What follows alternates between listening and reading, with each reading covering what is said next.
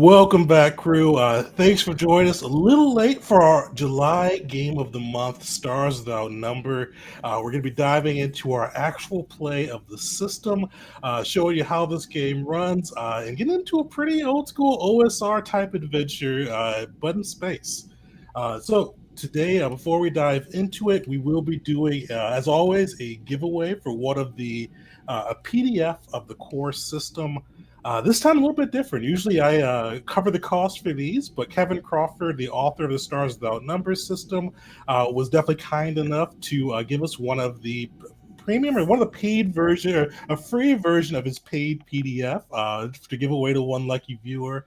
One cool thing about the Stars Without Numbers system is even if you don't win, the way Kevin does it for all of his system, Stars, Worlds, all without number games, is there's a huge, robust version of of the rules in a free version.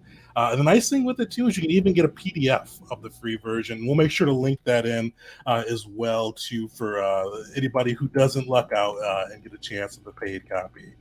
And let me get the Nightbot set up. But basically, you'll just be able to put star or SWN into the chat and get a chance to win a free version of that copy. And once again, shout outs to Kevin Crawford for helping sponsor that too. Man, let's dive into it. So before we get into our setup for the adventure, one thing I want to say both to the audience and the crew. This is it's an OSR style game. So I know sometimes with sci-fi you kind of get that Star Warsy vibe where you're a little bit invincible. The stormtroopers are shooting and missing at you, and you can kind of walk through fire and accomplish your objective. This is a true OSR style game, old school Renaissance, where you've got where death lurks behind every corner. This I would one of the nice things with this style is combat is violent and usually pretty quick, with a high chance of the heroes kind of dying. I'll mention. But the nice thing with this is ingenuity, cleverness, kind of finding ways outside of combat and using combat sparingly can come pretty far and help you kind of stay ahead of the craziness. So I'll just throw that out there for the crew so you guys have a heads up on that side. But yeah, let's get into it. So we've got our crew is aboard a merchant ship, kind of in the outer reaches of space, traveling between the major space lanes. They're a crew of scavengers. They go through and looking for some of the easy pickings of either ships that may have crashed or finding resources amongst the stars. And today, they've hit the payload. They've come across the star cruiser Acadia, a cruiser owned by Vissen Corp, a large mega corporation that spans the galaxy, known for setting up colonies on worlds and taking all of the resources they can and bringing them back to their hub to sell or redistribute and put to other ventures.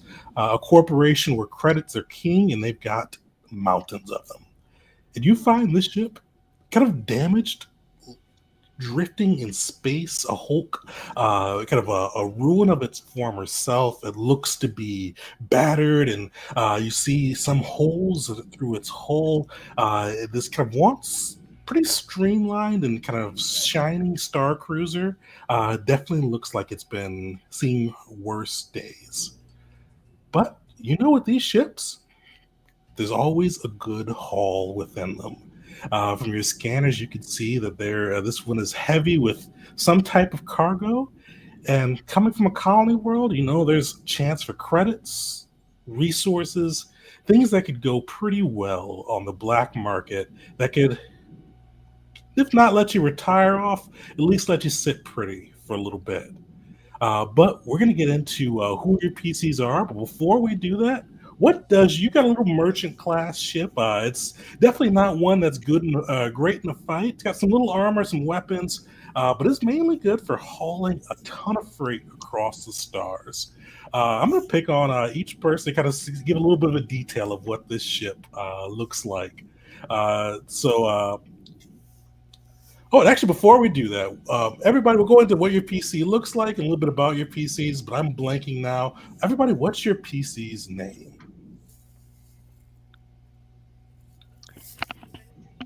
And Rage, I'll pick on you first. So I am Edgar Miller. I am a former um, soldier, now going into more of a soldier of fortune sort of situation. So I've become disenfranchised by the military operations and have separated myself from them for one means or another, and am now venturing the stars with this motley crew. Edgar still sports his shaven head, as typical for more soldierly types. A habit he can't seem to kick. He just doesn't seem to be bothered with wanting to grow out and maintain long hair. So he's keeps a clean shave, both on his face and the top of his head. Muscular build. Um, Prefers to hit things rather than shoot things. So kind of a in your face kind of guy. Perfect. Edgar, so with that, what does your spaceship look like? It's a merchant class ship, definitely bigger hull, definitely made to run freight versus fight. But give us a little color to it. What's that ship look like? Um, So, from a purely tactical standpoint, because it's not designed to fight, it has a very uh, dark paint schematic to it. All the running lights are kept low or disabled as much as possible in order to avoid it visibly being picked up by various scanners, things like that. Obviously, that doesn't do anything against other tech, but it would help against primitives who maybe have gotten into space as well. Nice.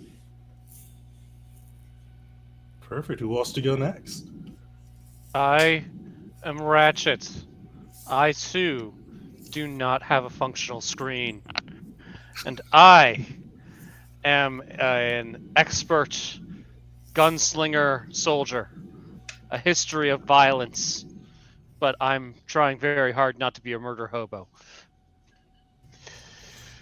My name is Ratchet. I tinker with things and I shoot things, and I look like an average person, unremarkable. You'd forget him in a heartbeat because there's just nothing special there to latch your eyes onto.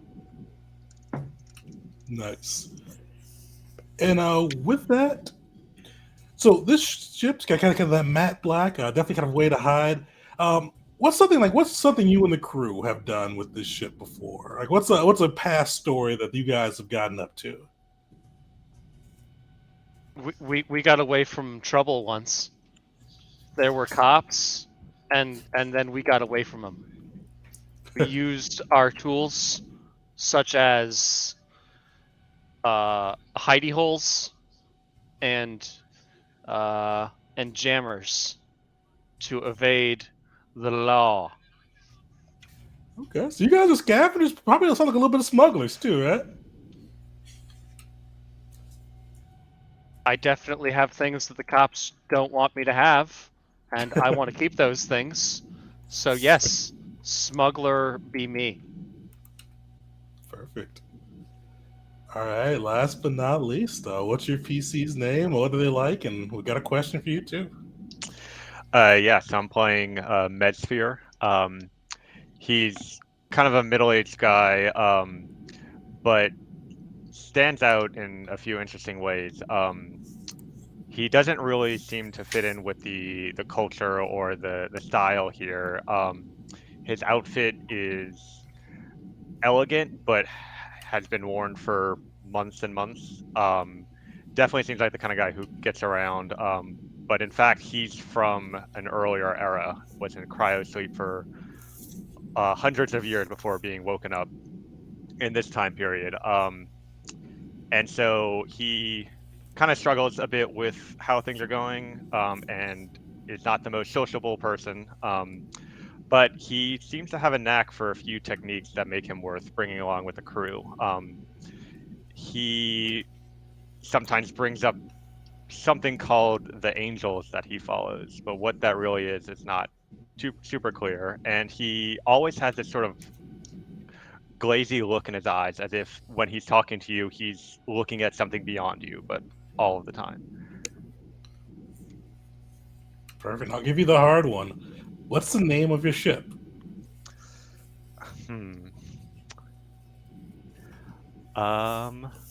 Let's see. So we're a pretty stealthy smuggler ship.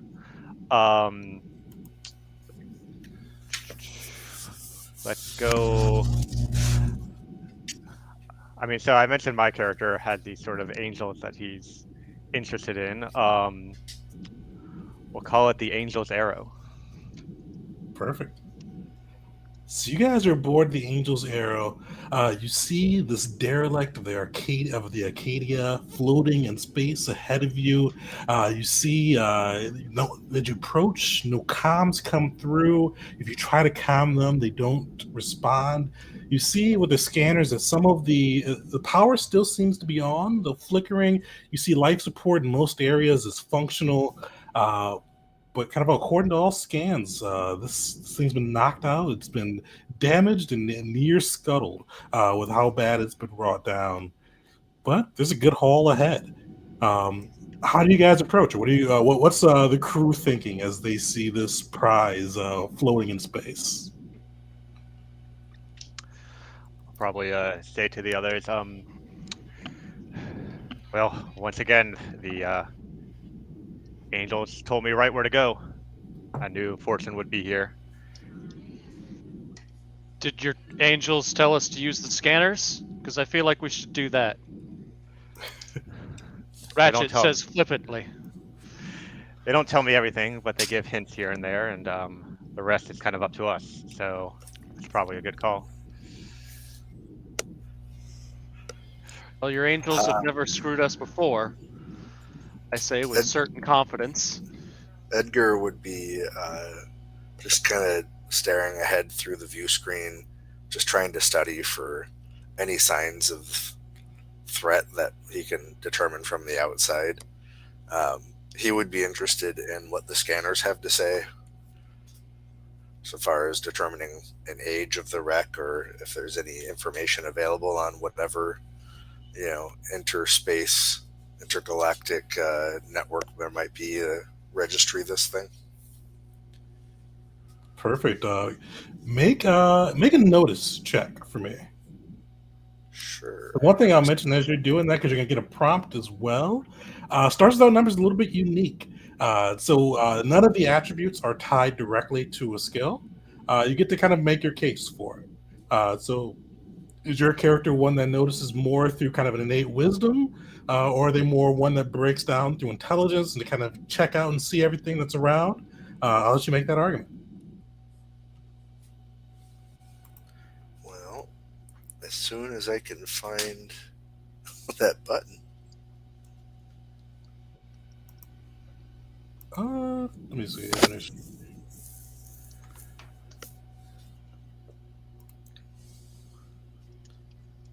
Yeah, so if you go to the combat screen, it'll have all your skills listed for you. Okay. And you said notice? Notice, yep, it's alphabetical order too. No, I know what's going on. I know why it's mad at me. My screen isn't the right resolution for this thing, so it's cutting it off. Alright, I will, while this is trying to do its thing. If you don't have a notice proficiency, you can just roll 2d6 and then -1, and then add whichever attribute you want to add to it too. You can kind of do it on manual as well.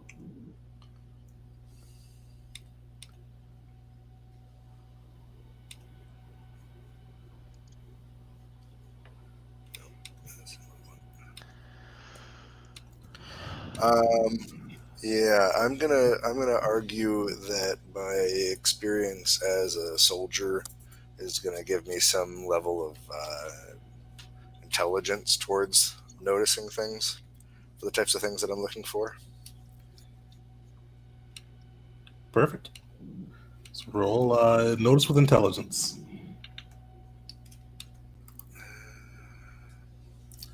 Why is this thing? See, me and my tech problems. I'm sorry. Oh, no worries. You are far from the first problem to have person to have tech problems live on screen. This has as was said on Battlestar Galactica. This has happened before and will happen again. My intelligence is a -1, so So Maybe you understand maybe what not I'm a good talking argument. about. that's a 2. Yeah, so you take a look through and run the scanners. You're struggling to get much information back. You notice a little bit of a haze kind of on the scanner screens as you look at this derelict ship. It's kind of almost disrupting your sensors a little bit. The biggest thing you can tell right now that it still has power on the ship, and that the atmosphere and life support in some areas are still functional and safe.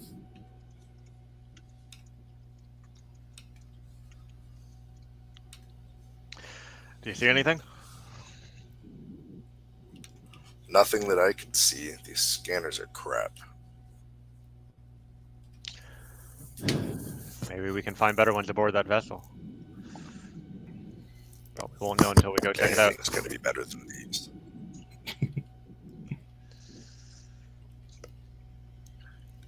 How do we board this vessel? Is there a docking bay we can hook our doohickey into, or are we beaming over? How does this sci-fi work? Definitely. So Stars Without Number isn't like a Star Trek one where there's beams and all that. A little bit more, actually, quite a bit more low tech than that, or most tech levels are. But yeah, there are air docks scattered around the ship that you could kind of board and make yourself known on. I will kind of say there's 3 that you noticed offhand. There's one that's not too far from the bridge. You kind of notice by the bridge there is looks like a puncture wound or a puncture in the ship. Hole on that side. There is one near the bottom of the ship, kind of across the hull, which you'd probably guess maybe closer to its cargo and storage areas. And then there's one on the other side of that that you'd guess is probably by its reactors and kind of more the ship's engines and drives. I vote we check that section out. The nuclear reactor part. I bet if we can, maybe we can get some more power into our ship.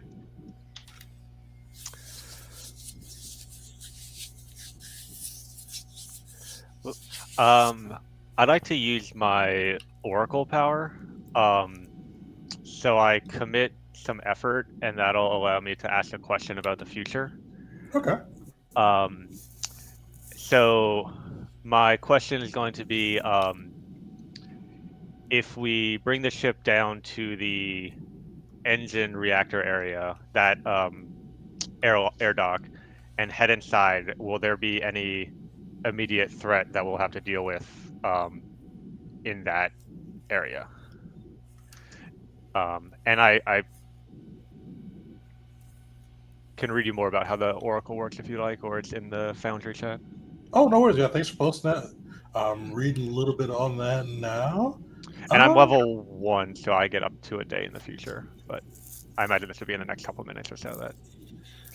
So yeah, you kind of see yourself hooking into the ship, the docking clamp latching on to the derelict cruiser, the airlock cycling and then opening. And you don't sense danger, but you do sense kind of this.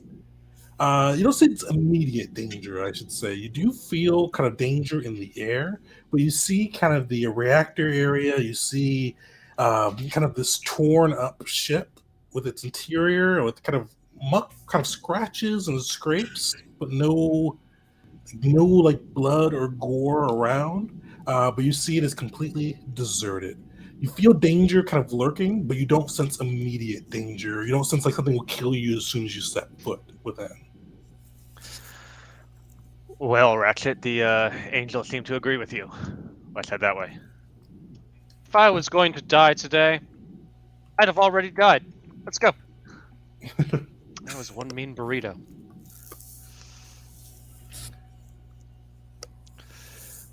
Perfect. Well, you guys are able to. Actually, who is piloting the ship? Which one of you 3 would be more likely to have the hot hand behind the stick? Well, I've got I the would- dexterity skill, so I think if no one is jumping at it, I think I'll jump with that. But As I say, probably Ratchet or myself with just our background. But Ratchet's got the better dex, I'm sure. I have a 14, and so I will. If we have to roll for piloting, I will roll dexterity for piloting, if I may. Yep, definitely. Hot hand behind the stick, dexterity fits. All Give me a right. dexterity piloting roll. All right, dexterity, and that's a 2d6. Yep. If you click on it, it should roll for. If you have it on your sheet, it should just roll for you without having to add the 2d6 or anything else. 10, solid. Yeah, so you easily maneuver that ship in, like gracefully pull it up towards the airlock, have it dock without an extra noise. Like you kind of move through and silently hook the ship up so gracefully that if your crew wasn't watching the screen, they wouldn't know that you guys just docked with another ship. And you see that air duct go out. You feel the air equalize. And you see the door ahead of you into the derelict Acadia cruiser.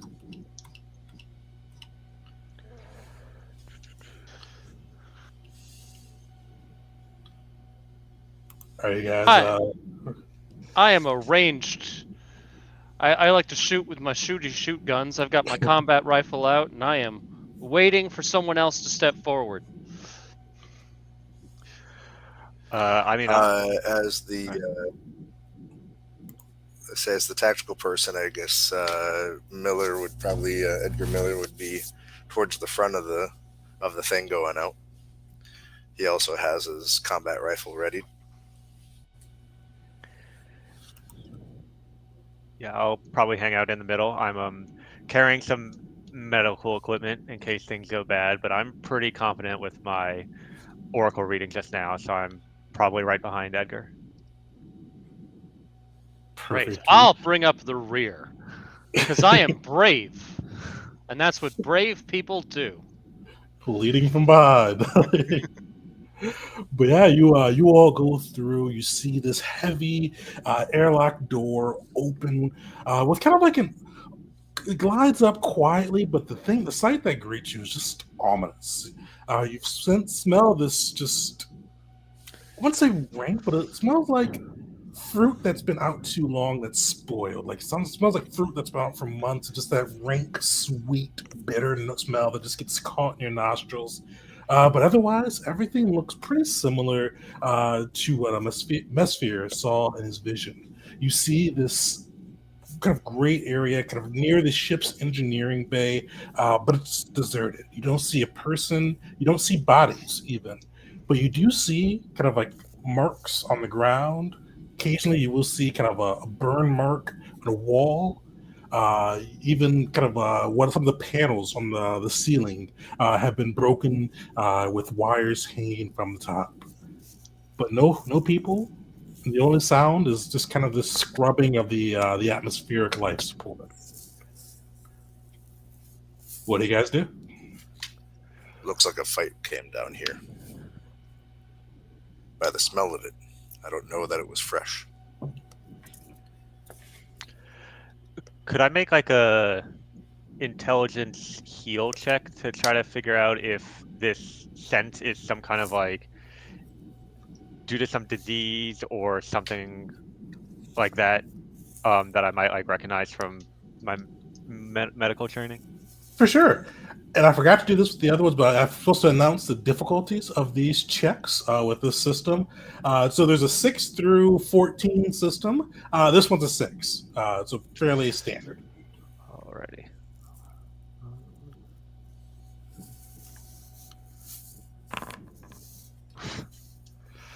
Yeah, so you kind of smell. It's hard to pinpoint. It's one of those ones that really just gets trapped in your nose, and it's just that bitterly sweet of rot.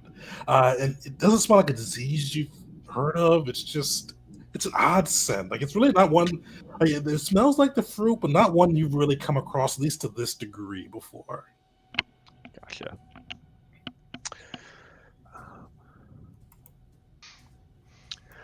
Well, whatever battle happened here, I don't think it's a threat to us in the current moment.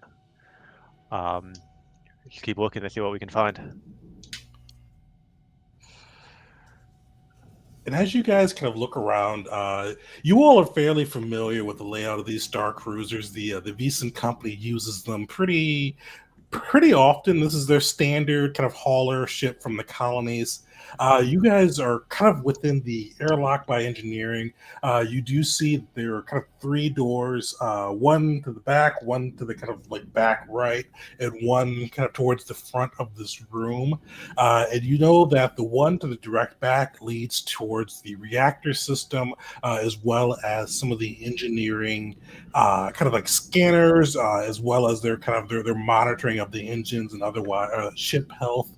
The other one leads to kind of deeper to the other side of the ship, where it goes directly towards the kind of overall like engine room. So where the other ones had kind of the sensors for the engine rooms, this brings you right towards the engines themselves. And the door that's on the front of the room would bring you further into the ship, closer to the brig, as well as pathways leading towards the towards like the cargo and other sections of the ship. Well, we're here to see what materials we can find. Maybe we want to try shutting down the engines just to make sure that if there is anybody around here, they can't get away with what we can rightfully acquire. We should also check the ship's logs, see if we can find a record of what happened here. Perhaps the captain themselves told us what happened here, and we can figure out what needs to be done first. Maybe even record what they're hauling. Could have a cargo list available. That'd be very convenient for a captain in the middle of a fight to sit there and record a last dying message. Well, it's maybe he, saw his first officer was dying, saw everything was going wrong, and thought he'd step back and go, "You guys made a bad call. You know how screwed you are? Look at all these bad." I'm just saying it's not out of character of someone with a certain amount of ego. Well, you're not wrong there. You know how often you see that in certain shows, that kind of thing will happen. Yes. Ratchet, make me a no check. A no check. Okay. I like how they call it no rather than like lore or like anything like that. It's just like it's straightforward. I like that. So I would argue for intelligence. Yeah, that first. Okie dokie.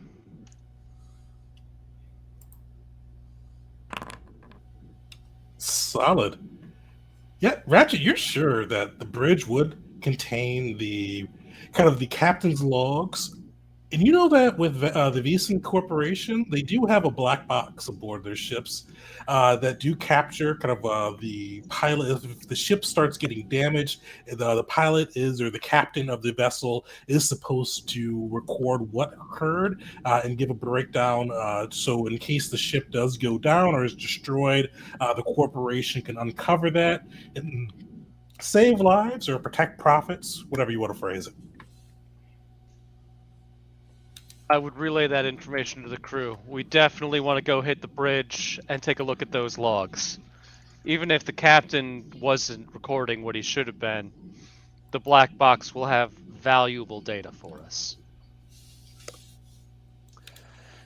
Seems like a fine plan to me. Make it so. Yes, good of you to agree with me. Well done. So are you guys heading towards the bridge? Mm-hmm. Absolutely. I look at both of them and I say, well, to the bridge, and I lead from behind. All right. For you, so a reminder too, if you haven't yet, throw SWN into the chat for your chance to win a free PDF copy, courtesy of Kevin Crawford of the Stars Without Number system. But yeah, let's get into it. So you guys are able to, you go through the next door. It kind of the smell persists. You see this door kind of cling up, like it goes up slowly, and you kind of see it stop and stick in some places, but eventually it does go all the way up. And on the other side of this, you see kind of a scene similar to the one that you came across before. But this looks to be more of a recreational area of the ship. You see that this, like, you see kind of like a mess hall coming through, and you see tables overturned, chairs kind of like burnt with bolts burned through them. You see lights flickering on and off, some that look like they may have been shot through, and some that just seem to have kind of a dead space between them. And you see that same sickly sweet smell. But everybody give me a notice check as you guys come in. Alrighty. And we'll say difficulty 8 for this one.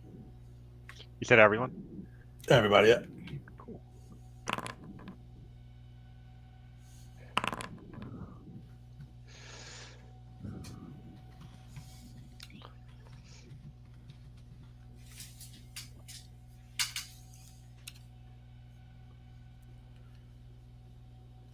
Perfect. Ratchet and Edgar, give me a check too. Oh, I thought I just did. That was my that 4 there is mine. Oh, did you want me to do a? Oh, you want to notice, not a no. Okay. Do you have any That's different modifiers stupid. for it, or is it No, I do not. It would be the exact same check. Alright, we'll leave that one then. Sweet. So Ratchet and Atmosphere, you guys kind of, you don't really see anything out of the norm as you walk through. Edgar, you do notice, and I think you're up front too, so it makes perfect sense you would on this side. You see, kind of similar to before, you see some of those panels broken out with wires, but you see claw marks along some of the panels that have been kicked out, kind of heading towards the ceiling. Claw marks up ahead. Looks like something in the ceiling. And he starts to kind of like look up at the ceiling as he's walking, as well as looking forward a little bit more. I'd probably try to draw a little bit closer to see if there's anything else that I can determine at a closer range.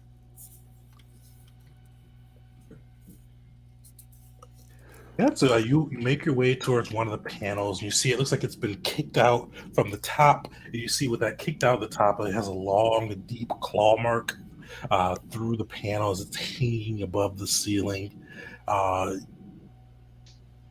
yeah, I mean, you kind of you notice that as you get closer, kind of the claw marks are deeper. You see it. I mean, these are pretty like deep and kind of into, and and the panels for these are like metal. Like the Beeson Corp does not spend any additional credits to make their ships look inhabiting.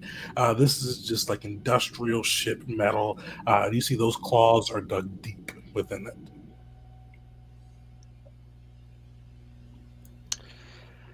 Any indication from the claw mark as to whether this was organic or mechanical that dug into it?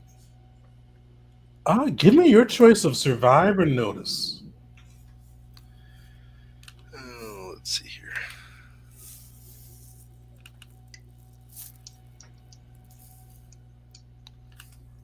Why?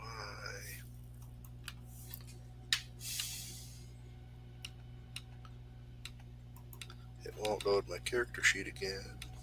Alright, fine. It'll be survive, which I do have skill in, but I don't know what that means, as I can't get my thing to load. Probably 2d6 again. Yeah, so 2d. So it's always 2d6. It's just a difference of with your level of a +0, +1, or -1. Okay. And then your attribute.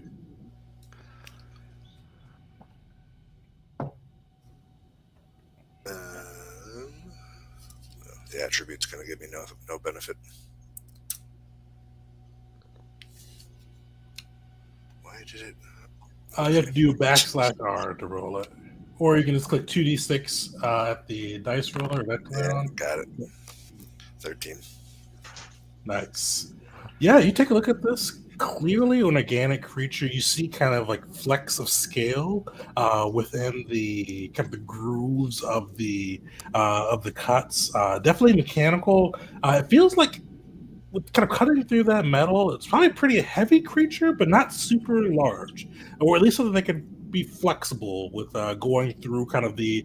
If you look up, you kind of see the narrow ventral path that it took, path through the vents that it took.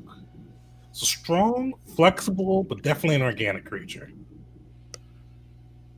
And in my combat experience, would I have any sort of experience with this sort of thing? I mean, you've been on hostile worlds before. You know that some have creatures that are pretty tough and can hang with even soldiers with blasters and rifles. But yeah, you wouldn't know exactly what you wouldn't be able to put together what this creature itself is. But definitely know it's big, it's flexible, and strong.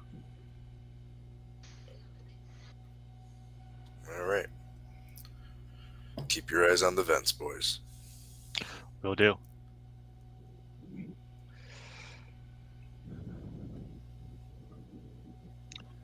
Guess we can keep heading up to the brig though for now, but keeping an extra eye out for something coming from the ceiling. Perfect. You guys continue to move through the mess hall.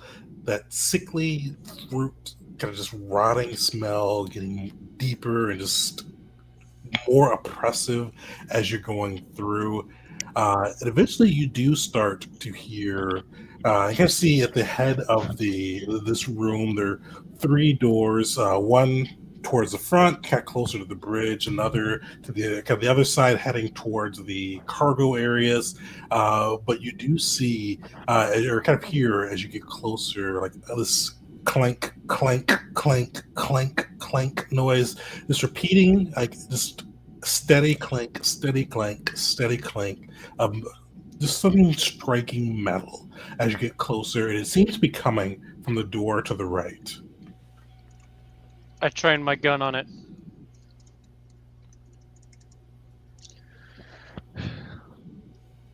Well, that steadiness of that sound makes me think it's not a person or something organic, but maybe some machinery that's malfunctioning. Should we? I'd be inclined to agree with that. Is there a panel to open the door? There is.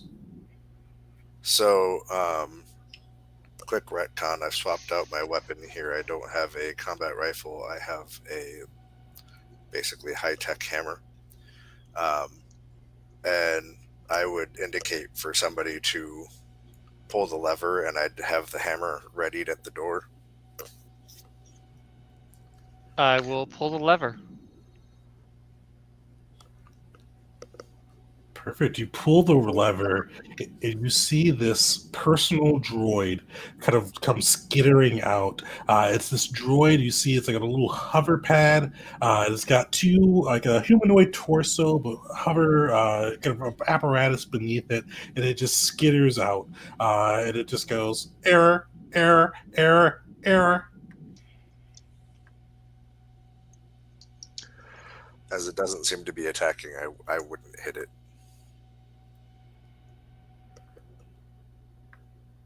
Can I feel like I might have a skill for this. Can I do some kind of like check to see if I can figure out what's wrong? Maybe I can fix it. I can haul out my comm pad and maybe I can plug it in and see if I can do a program or a connect. Definitely. So it is kind of it's moving around the room, so you definitely be able to do that, but you would have to kind of catch it and stop it. Okay, does it have wheels? No, it's hovering. Oh, it's hovering. Okay. Does it have like I'm trying to figure out if I can shoot it to stop it from moving any further and just So immobilize it. humanoid torso on a hover pad.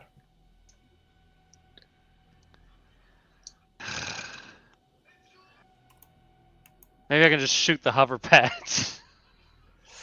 Unless All right. someone else has a better idea than that.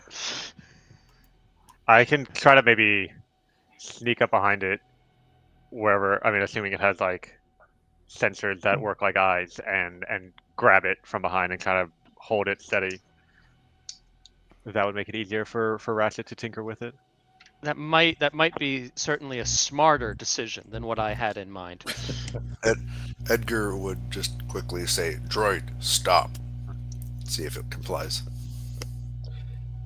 You, as you say, droid, stop. It just goes error, error, unknown life forms, shipped, crew, taken, error, error, error, and keeps maneuvering around in circles. What? I've got a strong enough strength. I'm just going to go ahead and try to wrestle it, basically. I believe in I'm you. going to walk up to it and try to like grab hold of it, see if I can hold it still. All right. So what we'll do, Miss Fear, give me a stealth check. And then Edgar, give me a strength check and we'll have you aid him. So basically the DC for this is 6. So pretty standard DC. Edgar, if you succeed, you'll give a +1 to Mesfear's roll to kind of come up behind it and grab it. So you guys kind of work together to restrain this this droid for Ratchet's tinkering. Alrighty. I don't actually have like a tinker skill, even though I have like a tinker background or something, which is just frustrating. Oh, well, there's a good skill for this. I'm blanking on what it's called. Let me pull it up real quick. Program. There's a Yeah. there's program. There's also fix. That might be applicable. Yeah, as well. I've got a negative in all of those, but that's okay. Still, I have tinker in my name. I'm gonna try it, even if I do it badly. Unless someone else has a better skill for it. I don't want to irreparably do something by being an idiot if someone else actually has a chance at doing it right. I did just Okay, check. good. Tinker gives you fix as a bonus skill, so you should at least have a 0 in it. Okay. Well, I can And it might not have update put that. that in automatically, but yep.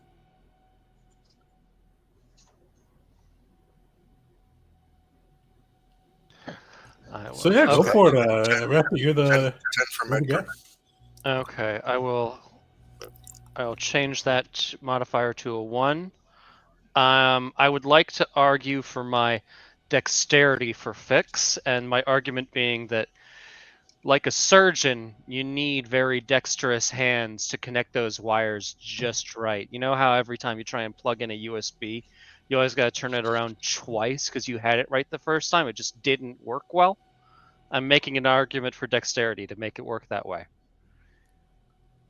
I will give you this one, but you can't use Dex for everything. We'll say.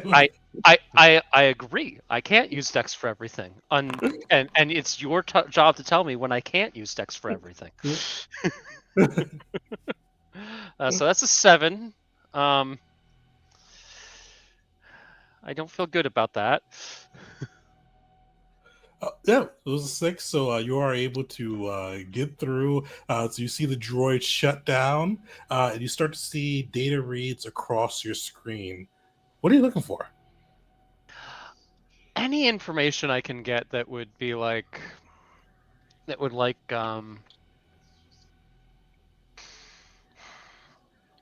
what? Why is this thing malfunctioning? Did something harm it?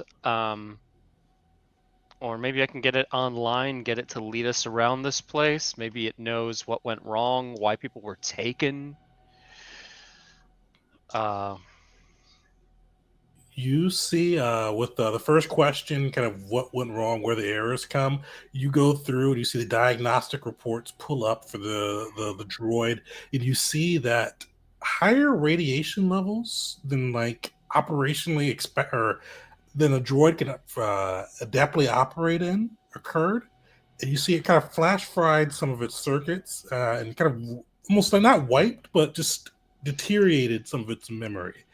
And you see that where it was at during that section was the cargo hold room. And you see that the kind of the radiation levels were high for a droid, which would be pretty dangerous for an organic, depending on how long you spend there.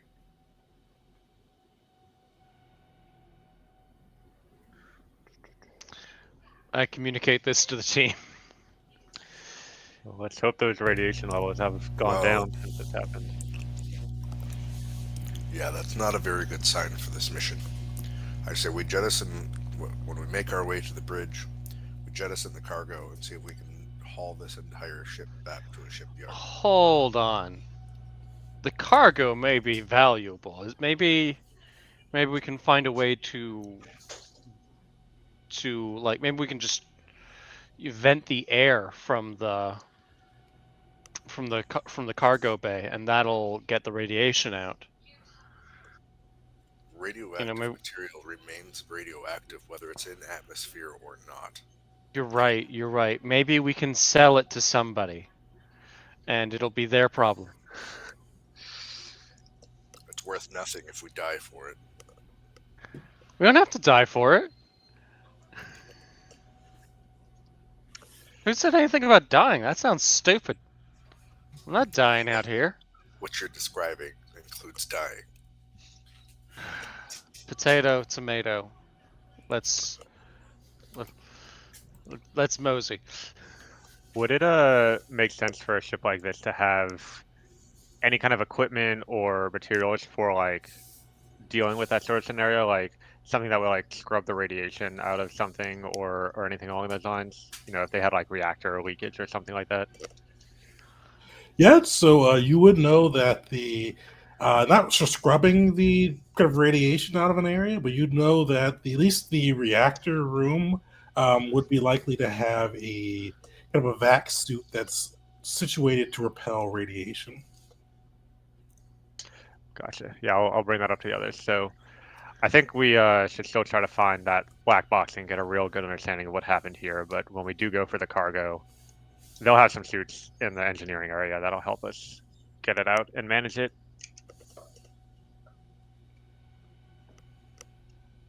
Yeah, we'll see. Anything else this droid is useful for?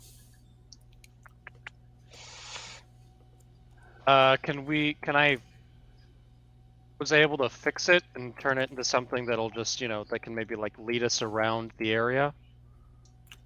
So you could fix it.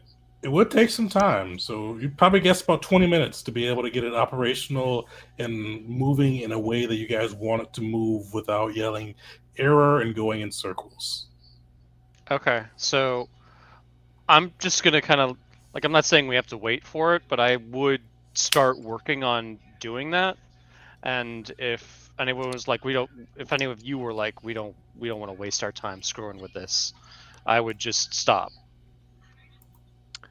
Well, I'd say bring it with us, because once we get that black box, that'll probably take some time to pour through that data and learn everything we can about what happened, so you can work on it while the two of us look at the data in the bridge. Okay. Can I, maybe I can just shut it off then and carry it with us? I don't know how heavy it is. So be happy to carry, but you could definitely, with that fix rating you got, just keep the hover pad on and kind of push it along with one of your hands. Okay. Yeah, I'll do that if I can do that in like a minute. For sure. It's a shield. Zoning. Yeah. Something to steady your rifle on. I already did that. I already did the studying of my rifle on it. Now I can use. Now I can. It's a toy. I don't know. Maybe I'll just bring it back home with us and find some other use for it. Anyway, moving on. Heading to the bridge. Perfect. You guys head towards the bridge. Same marching order before: Edgar, Misfear, and then Ratchet. With Ratchet and his newfound droid shield. Yeah. And can I keep my gun up while I'm pushing this thing, or do I just kind of like?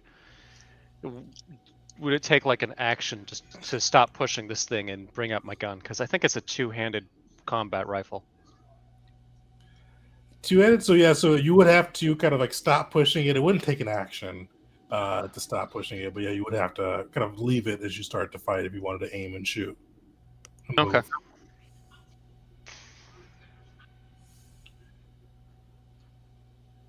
Perfect. So you're heading towards the bridge still?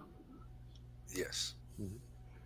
Perfect. You guys maneuver towards the bridge, moving through this mess hall, seeing more of those panels. And Edgar, you notice more of them have those scratch marks across them, with just deep gouges throughout.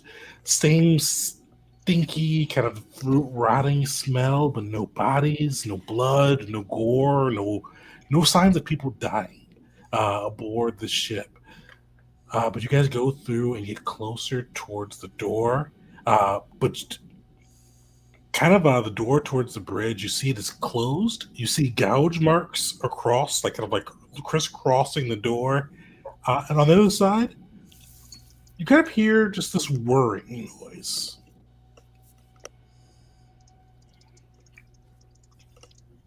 Probably another droid.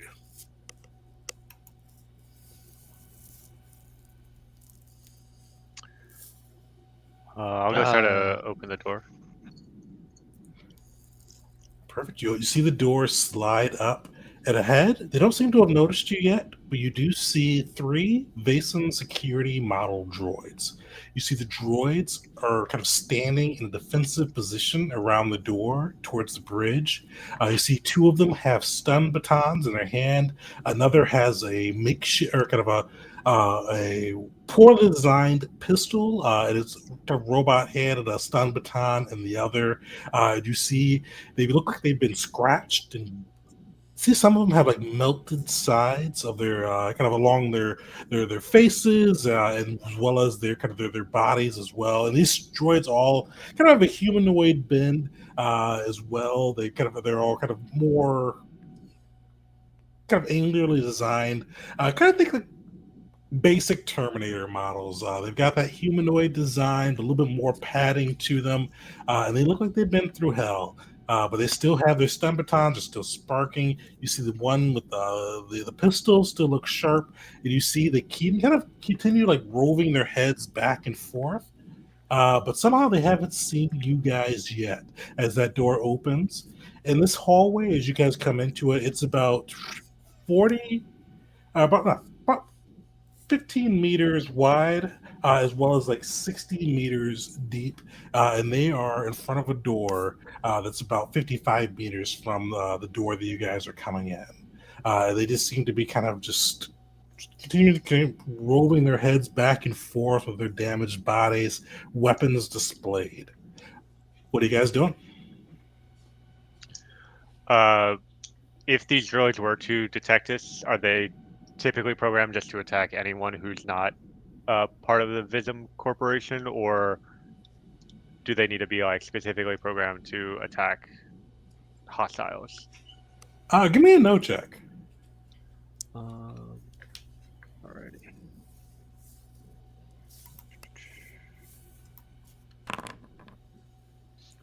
Yeah, you know, typically they're not like kind of bloodthirsty. They're not usually ones to just kind of like start shooting random civilians or people that wind up on the ship.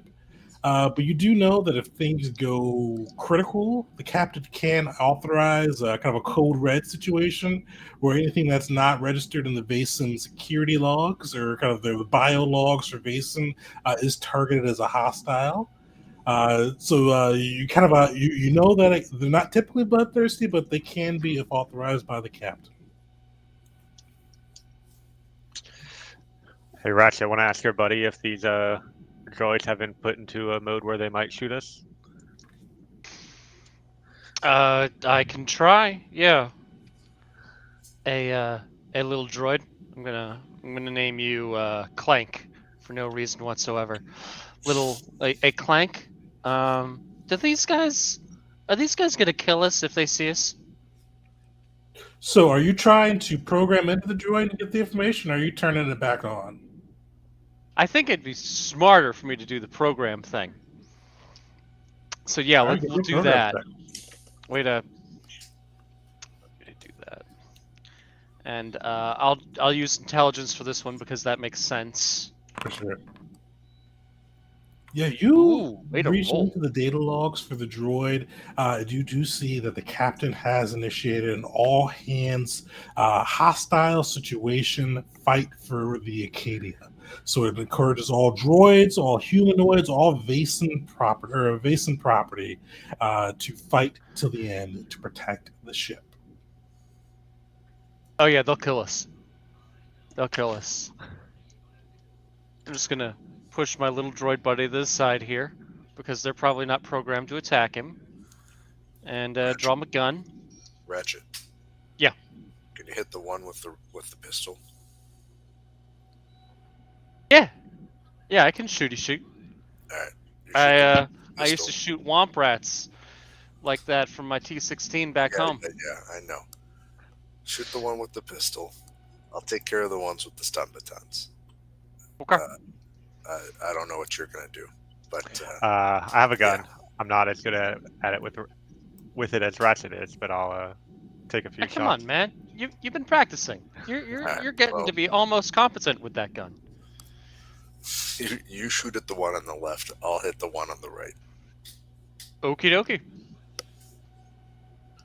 And do you want me to start combat by shooting it, or do you want to try and sneak up on him?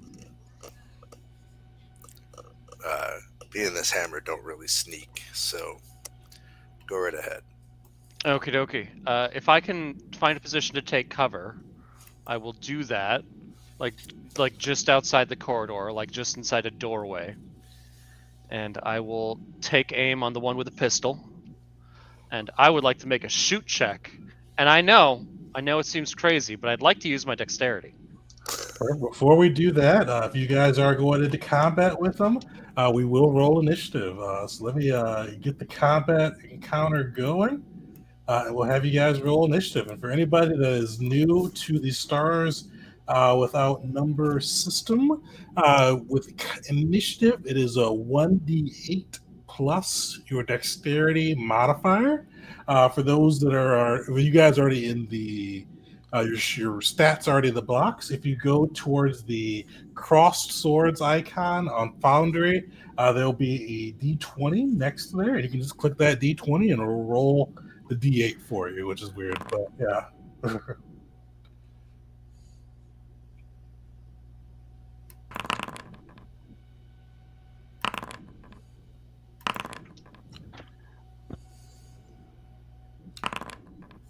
I rolled star apparently, so I'll that'll be me.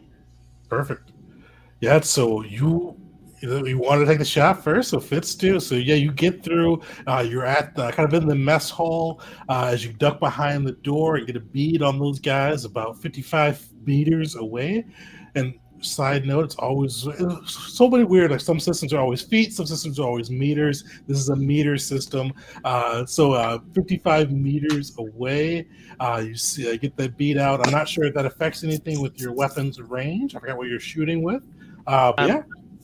My combat rifle has a range of 100/300, so I think I'll be fine.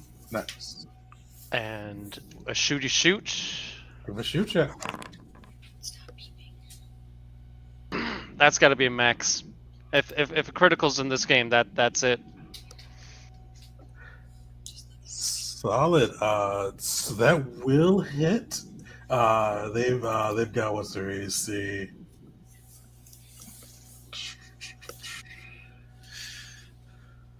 Oh yeah, that will hit. Did I roll that wrong? Because I rolled a shoot with my skills.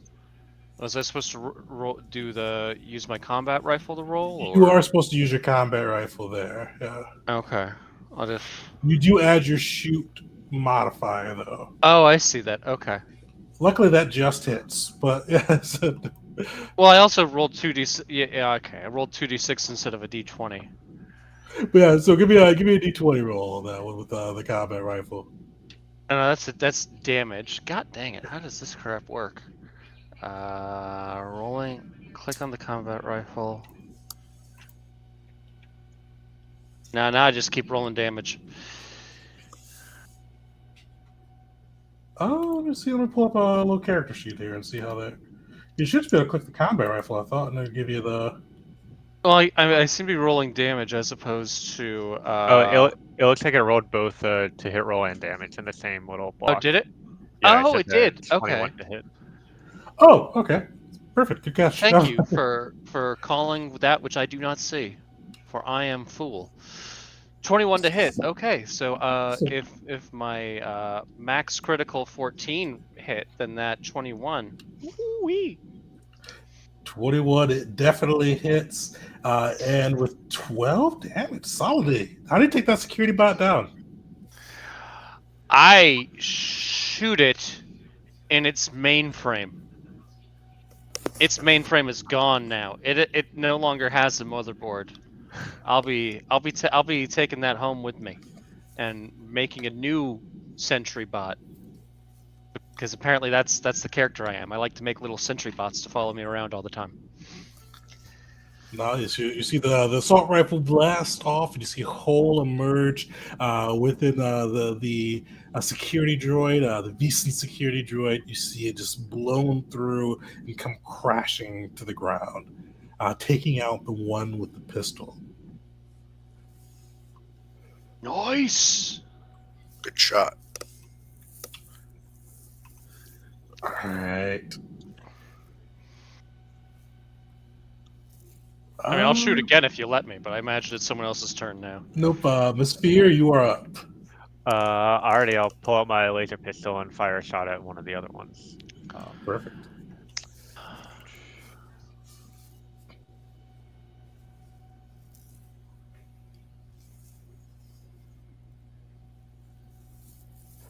That'll be a 12. Unfortunately, you see the blast go off. You see the droid kind of just shift to the side. Its photoreceptors turning and locking onto you. But unfortunately, that will miss. I'll move to the side of the doorway to where they don't have line of sight of me, and kind of take cover behind it there, and end my turn.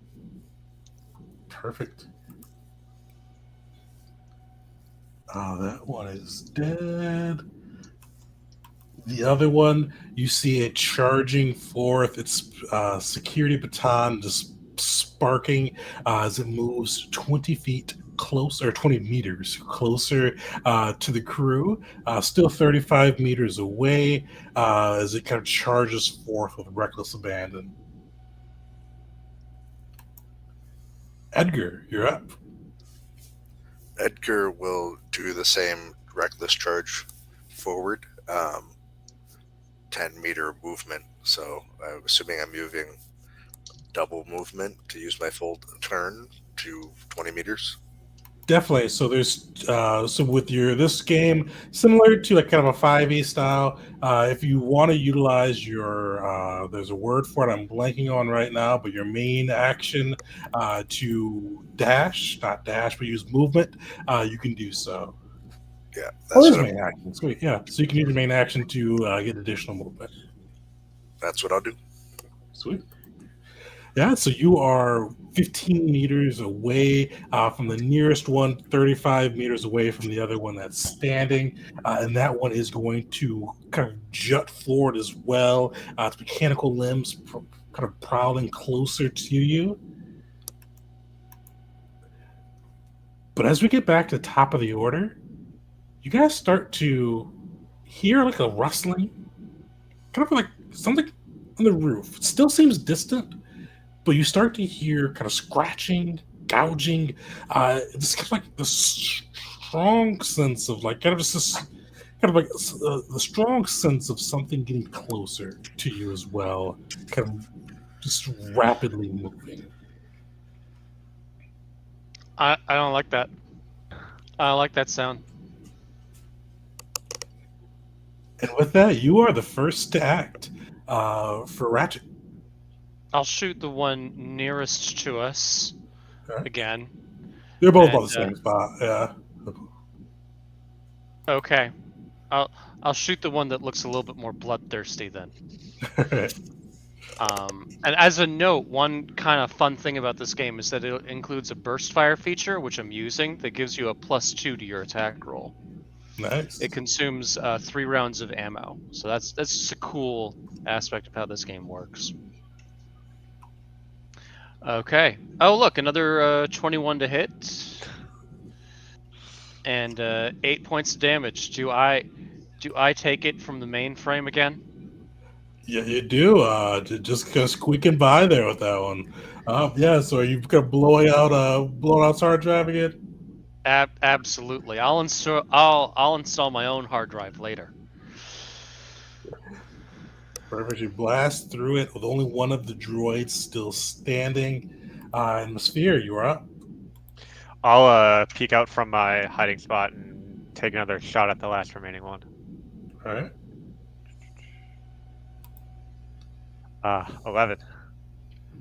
Unfortunately, you see it kind of just impact into the wall. Unfortunately, leaving the droid standing. Yeah, I'll step back into the spot where the droid doesn't have visibility of me and end my turn.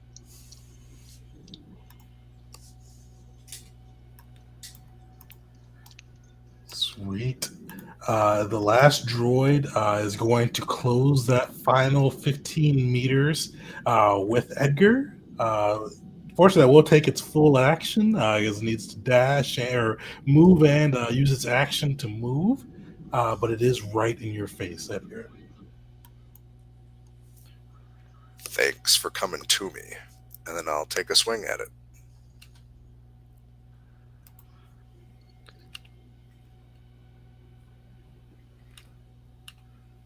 That'll just hit.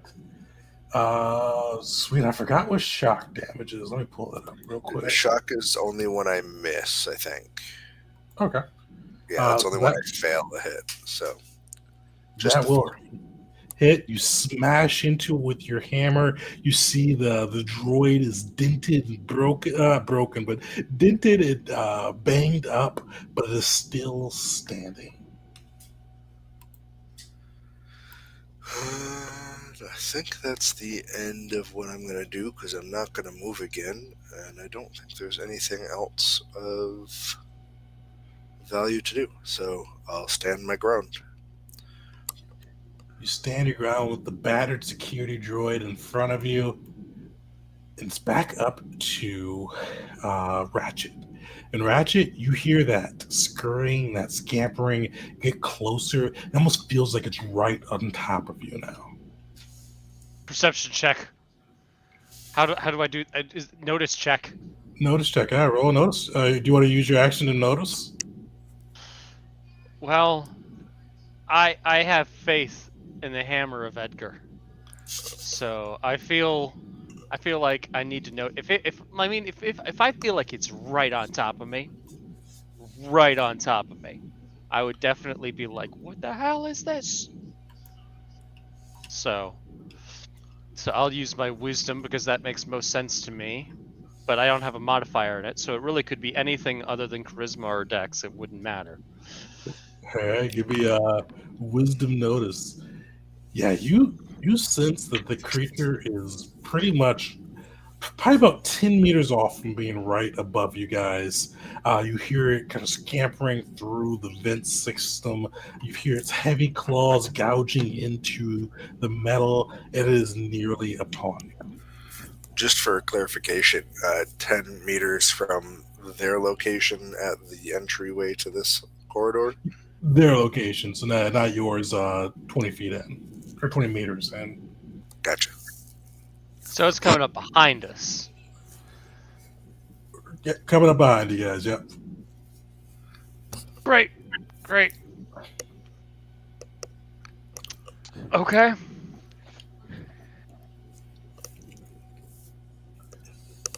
So you've used your action. We have movement left. You can speak. What are you thinking? I will notify the party that the thing that killed everyone on this ship is coming up behind us, so Ms. Fear can turn around and keep an eye on it. And then I'm gonna do a little bit of as a movement action. I'll turtle in my pants just a little bit. Can I Alright. say a few things outside my turn? Or should I wait for my turn to speak? Sweet. Messphere, you are up.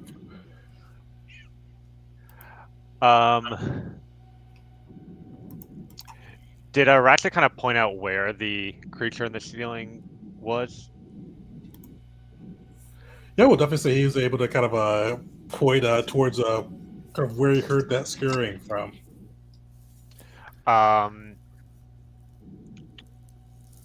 Let's see. Yeah, Edgar's got the last droid. I'm gonna try to shoot through the panel to hit the creature with my laser pistol. I don't know if that's a penalty on my roll or anything like that. But... There will be a penalty. It'll be a -3 penalty on that one. Okay. That would be a 6 to hit. Oh, did you already roll? Yeah. Oh, you did.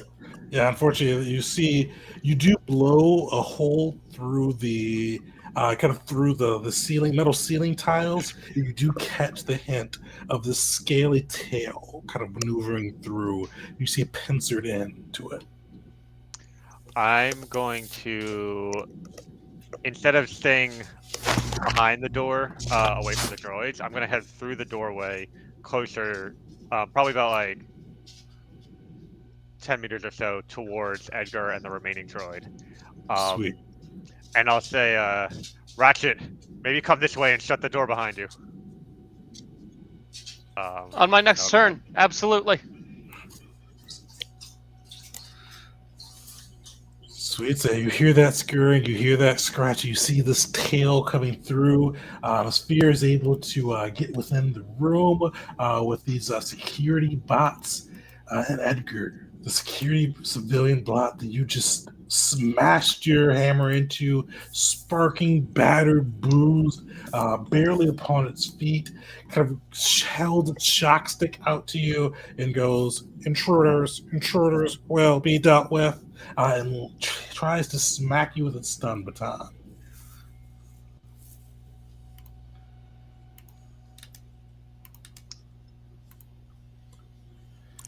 That will not hit. Solid. You see it slash out with a stun baton, but Edgar proves too quick for it. And that'll be its turn. Edgar, you are up.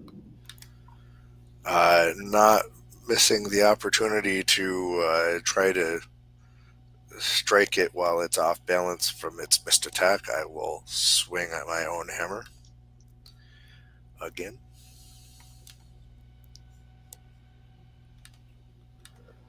That will miss. Apparently I was off balance myself. As you see the hammer kind of, you see the droid just kind of fall back, still sparking, and the hammer just grazes next to it. It is still up, still operational. I'm going to try to, because I still have my movement, I'm going to try to dance around it so I get kind of behind it. So the droid is now in between myself and whatever this thing is coming through the ceiling.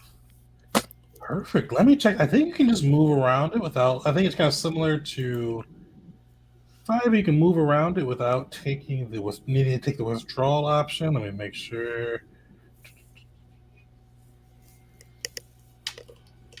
Yeah, so you're good. So you were able to kind of circle around it and get behind it without it drawing a kind of, what do they call it? It's not an attack of opportunity, but they call it something different where it could strike out at you.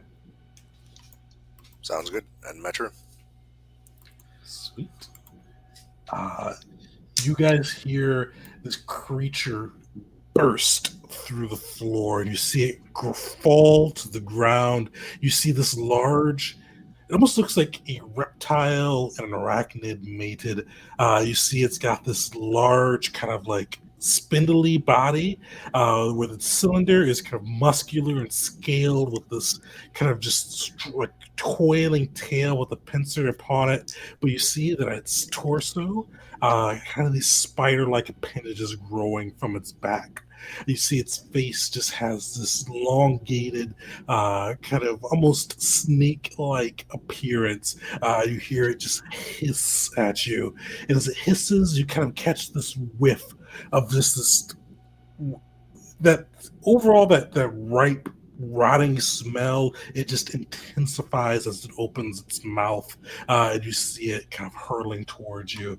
Let me get this guy into initiative.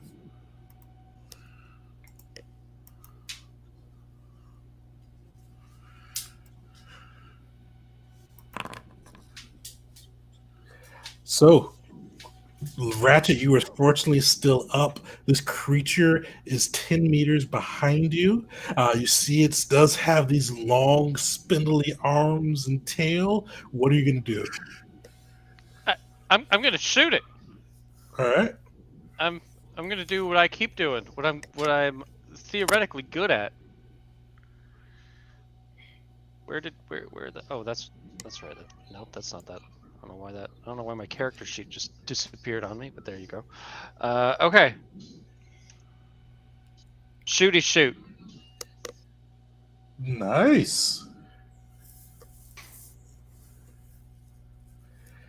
Yeah, you shoot it, and it looks pretty injured. Like you see it hiss out. You see that smell of kind of acidic, rotting kind of intensify, and you see its blood slake off, and you see kind of fumes emanating from it.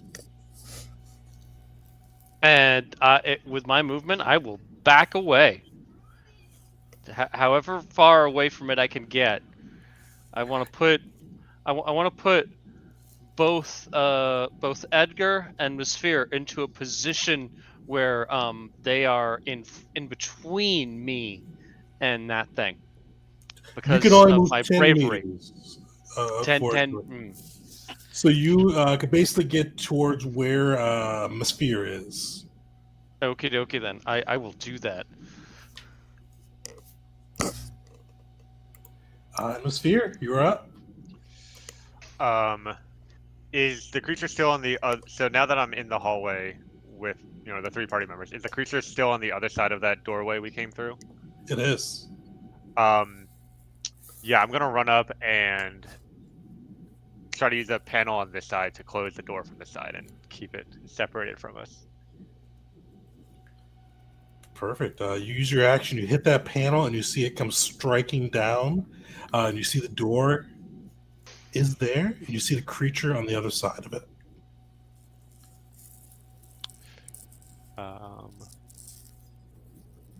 Yeah, and then whatever movement I have remaining, I'll just head back in the direction towards Edgar.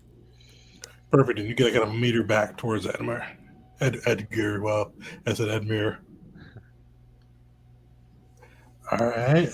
The spot, somehow still standing and sparking, is going to try to take out this intruder that's beating it up with a hammer.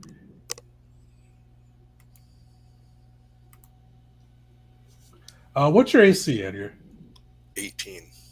Nice. You see it lash out. Unfortunately, just impact against your armor.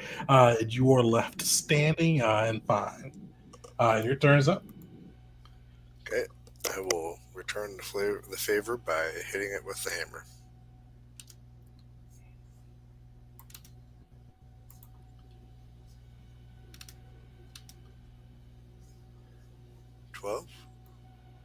Nice. So that will miss. But yeah, so you do have your shock damage on that one, and that will be enough to topple it over. So how do you take it down? So I'll swing at it and I'll miss on the force swing, but I'll kind of like hook a foot and knock it down to the ground that way, and I'll realize that it's disabled as I'm like bringing the hammer down again. I'll be like, okay. Perfect. You smash through this droid, and you do see the path kind of towards the bridge is clear.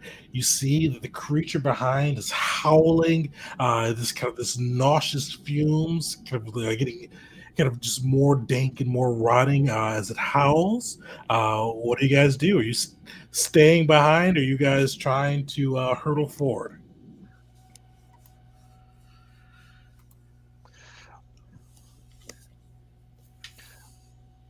Can't decide if I'd rather face this thing now or try to escape it, but then it's going to be crawling around the corridors I feel Somewhere like out we of should sight. try and take it down. It sounded like my bullets really did some solid damage to it, so it might not take much more to bring it down. Alrighty, I can go I believe in try to you. open it if you want to ready a shot for as soon as the door opens. So Absolutely. you guys are still, if you guys are fighting, you guys are still in initiative. We'll bring it back up to if you guys are standing for the fight. We'll bring it back up to Edgar. Or not back to Edgar, up to Ratchet. Great, I can shoot again, and I will. Through a door. Right, door. Perhaps I can open the door first, and then shoot it, if I see it. It would take your action to open the door. Son of a gun. Can I delay for someone else to open the door and then shoot? I don't know if delay is a thing. You could. That shot will miss though. Either way, so Okay, yeah. well, then I will shoot through the door for flavor. And for flavor, I'll say, I said after I open the door, Ratchet. Well, I mean, hey, I thought it might be on the other side. Yeah, no, let's, yeah, you're the thinker. What do your angels tell us? Let's do it. Perfect. So you see that blast impact into the door. You hear the creature howling out. Sphere, you are up. So in that case, what I'll try to do is delay opening the door until Ratchet's about ready to take his next shot. If that's... Oh, we don't want it to get away. It's running. Does it seem like it's still kind of intent in coming through the door or going a different way? You do hear it howling out. Kind of hard to tell.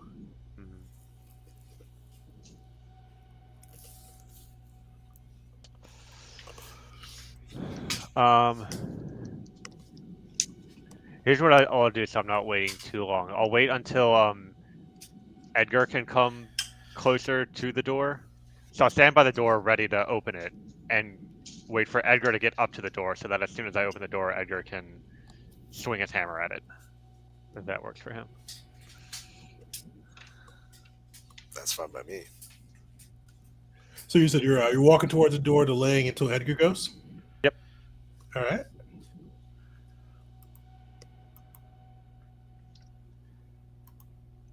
Oh, that guy is dead. The security bot. You hear this snake-like arachnid predator give out this mournful howl. More like a shriek than a howl. You hear it like it's got like this snake reverb to it, and you just hear it screeching out, kind of just echoing out, and just feels like it hits into your mind. Doesn't do any damage, doesn't freak you out. But the crazy thing is just how far it reverbs. You feel like it almost just breaches out through the ship. Just this howl of pain, concern, a little bit of panic.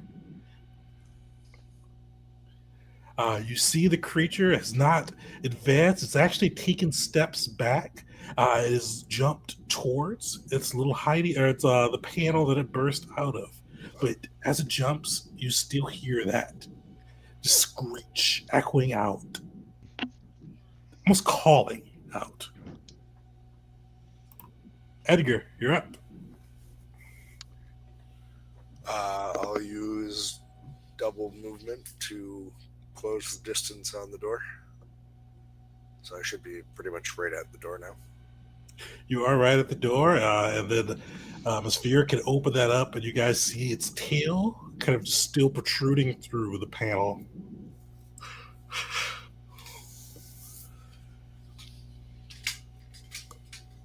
Looks like it's running away. After it!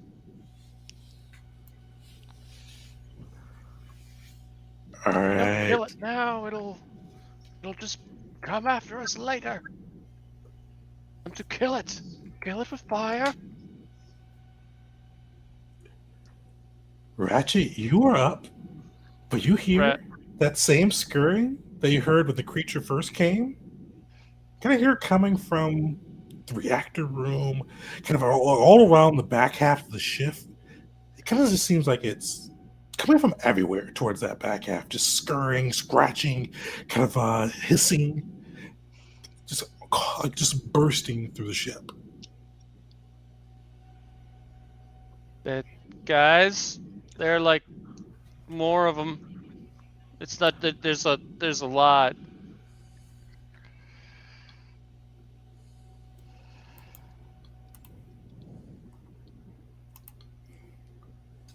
So you're up first, Ratchet. What are you doing? I don't see any of them, do I? You don't see them. You hear them. You've seen from this ones and some of the mess hall ones. It seems like they prefer to scurry through the vents, but you hear them. You hear that scurrying, that scratching, that slithering, hissing intensify.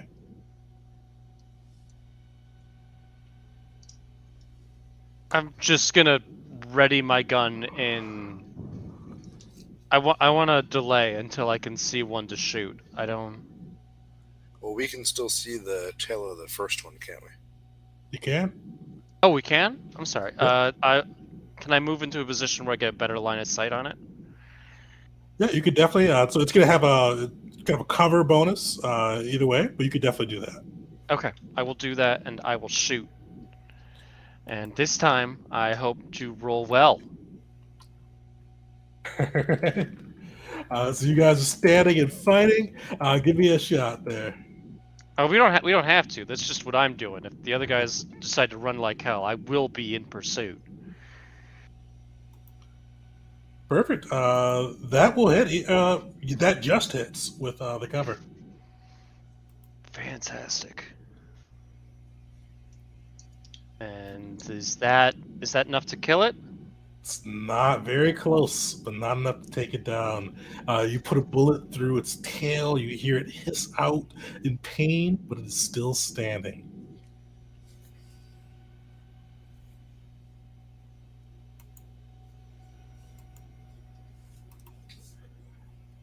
All right, Miss Fear, you are up. You hear these hissing creatures. You see the one that you guys are hunting is bleeding. These kind of fumes echoing out from its blood spots, but it is still kind of hanging on to the panel that it jumped through. What are you doing? Are you fighting? Are you fleeing? How's Miss Fear reacting to the situation?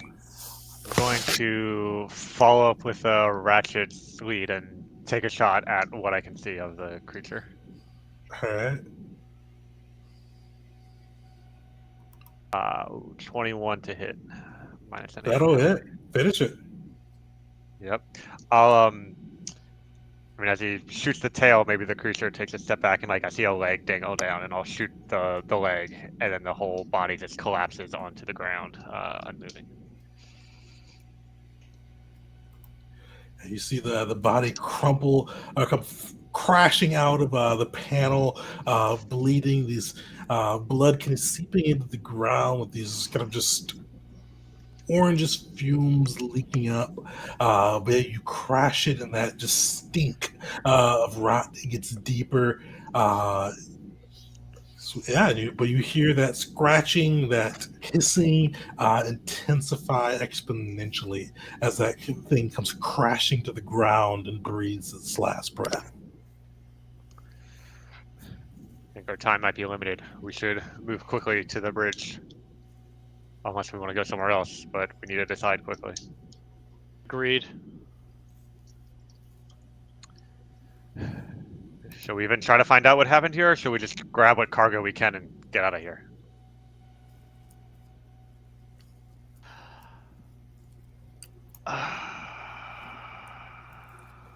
It will take you guys out of initiative, so you guys can, I wouldn't say discuss it long, but you can discuss it through. Is there any way that... No, we haven't found the bridge yet, so it's not on the way to getting out of this place.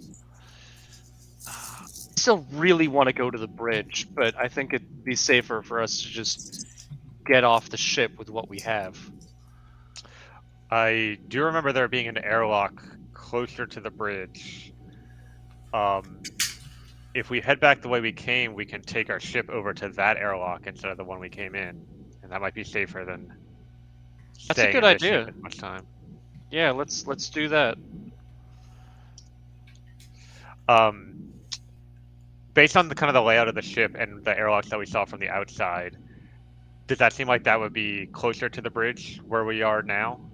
Or would it just be more efficient just to like go through a door or two and then end up on the bridge, then go all the way back to our ship in terms of time?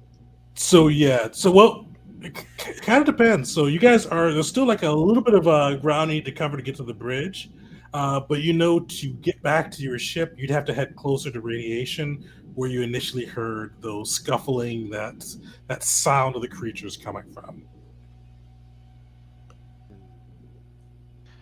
So it sounds like death is on the way back to our ship. Let's head to the bridge. Yeah. Alright, well, There might be a way to deal with whatever this is. Regain some systems. Yeah. Flip a couple airlocks. See if we can't suck these bugs out. I like that idea. Agreed. Sweet. So as you guys head, go ahead. I just want to illustrate that I am not forgetting my little robot. Push your little new droid friend ahead. And with that, we are going to take a quick 5-minute break. So we're going to come back at we'll say a 6-minute. Come back at 9:50 ET, and we kind of get into the last little leg of the adventure. If you haven't yet, throw SWN into the chat to win the contest, which is a raffle for the Stars Without Number paid version, courtesy of Kevin Crawford. Big shout out to him, and get a chance to bring these adventures to you and your crew. But also, when we do give the raffle away, we're going to show you where you can get the free PDF copy too, because Kevin Crawford's amazing and gives away like the rules for free, but as well as the PDF. I did not expect when I first saw it. And like 80% of the rules are in the free PDF he gives. I think like mechs and a couple other things are not included in that, but most of the cool stuff is in the base copy. So throw that in, but we're going to take a quick break, and we will be right back, guys.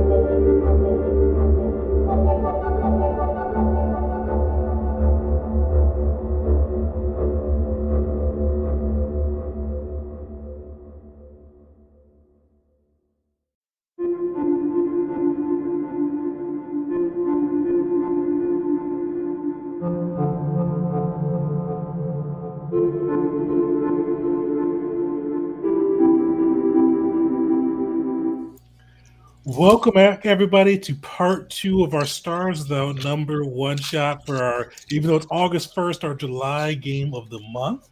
So a couple comments of the live stream I wanted to touch on before we got going. So Dreaming Dark, we did switch from Roll20, or mostly switched from Roll20 to Foundry. A couple reasons. So Foundry, let's say, well, Foundry, one of the nice things I like about Foundry, there's no subscription fee. But the nice thing is they've, like, especially with games like this, like Stars Without Number, Pathfinder 2E, which is another big one I play, it's a free rule system. Like the community can go in and build like all the items and rules and things into the system, so you don't have to like go through and manually type things in like you have to a lot of the times for Roll20 without paying a ton. So that's one of the big reasons I went, and also it's like a lot of like ease. It's definitely more. Well, I'll say it's more complex. I won't say it's a higher learning curve. I'll say it takes a bit more to get used to, but once you get used to it, there's a lot of ease of use features, especially on Stars and Numbers. There's some good stuff there, but if you play like Pathfinder 2E, even D&D 5E compared to Roll20, like there's a lot of like if you cast a spell with a 20-foot radius, it's baked in right to the description. You click on it, a radius will pop up, and it'll do damage to everybody in that radius. Saves you so much time compared to Roll20 and a lot of the others. I've been happy with it. There's definitely a higher learning curve than Roll20, but once you get over that learning curve, which I think I'm getting close to, it's a lot easier and a lot better than Roll20. But with that said, with our next game of the month, let's actually give a shout out to that now. We will be going back to Roll20 because it's not on Foundry yet. But we're doing the Marvel Multiverse 616 game as our August game of the month. This came out. I got a copy of the book today. So I think it came out today or came out yesterday. So that's going to be our game of the month. And they partnered with Roll20 for the launch on that one. So we will be using that for the system. Oh, yeah, so with that, too, so Dreaming Dark, there's another one with Roll20. Oh, so Rut was the one with the question. Dreaming Dark with some answers. So, yeah, I use Forge for mine as a host site. You can host it yourself, too, with Foundry, but it's not a lot of work. It's just work I don't want to do. It's pretty easy to do. I have to ping him again, but well, I'm blanking on his name right now, too. I feel bad. But we had him on, and we went through Cakeman. Thank you, Caleb Cakeman. Went through with the Foundry demos, and he actually hosts his own kind of version of it. Maybe I'll ping him again, and we'll go through and show you how to do that, too, because it's definitely worth it. It's free to do that way. But with the hosting thing before, just not. So we are going to, we're at part 2 of the adventure. One last thing I will say is if you haven't yet, throw SWN into the chat for your chance to win a free free copy of the paid version of Stars Without Number. Nice thing with this, though, is even if you don't win that, we're going to make sure we put the free version in, which Kevin Crawford made too. So big shout outs there, but make sure to get into that for the win. But yeah, so the crew right now is hustling through the corridors, just leaving this dead arachnid-like snake creature that they shot down, dying behind them with the sounds of scurrying and clawing of other creatures, kind of maneuvering through from the radiation lab, heading towards them as they kind of dash down this corridor. And as you guys move through, eventually you kind of hustle down this corridor and through the next. And eventually you guys do get close to where you think the schematics for the bridge would indicate. But as you get through there, you do see kind of a door at the far end. And rather than kind of the usual door that's down, you see this blast door kind of across. And you see on the data pad, unsafe conditions kind of scrawled across it to the little pad that would allow you to enter the room.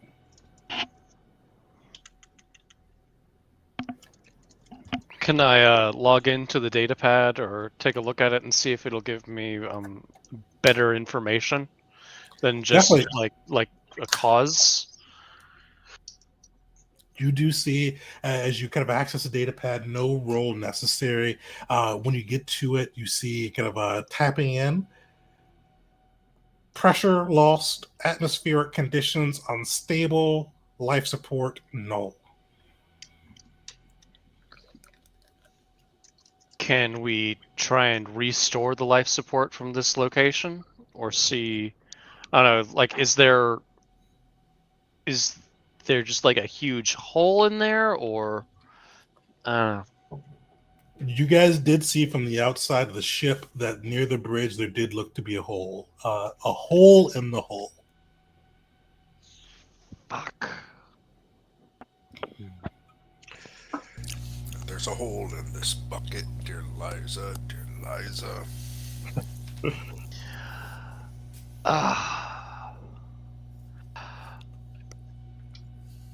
Can we access any of the information from the bridge from where we are, or maybe is there another location where we could get that information, like a backup bridge, maybe in the maybe near the engine? Give me a no check. Okie dokie. I'll throw a no check at that too, if you don't mind.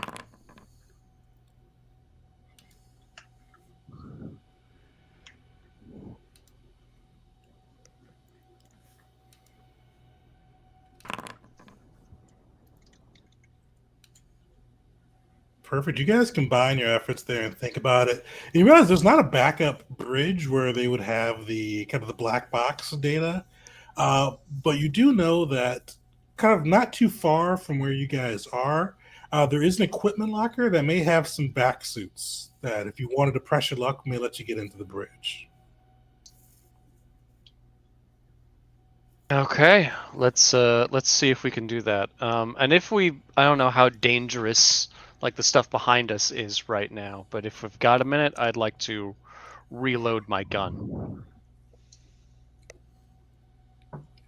Yeah, you definitely you hear scurrying, but it does seem to be in the distance. It hasn't kind of gotten closer the last few seconds, so you could definitely have time to reload your gun. Okay. Yeah, I'll do the same. Good. Yep, reloaded. I think my character starts with 80 rounds, so I shouldn't have to worry about it till I hit the third reload. Or fourth.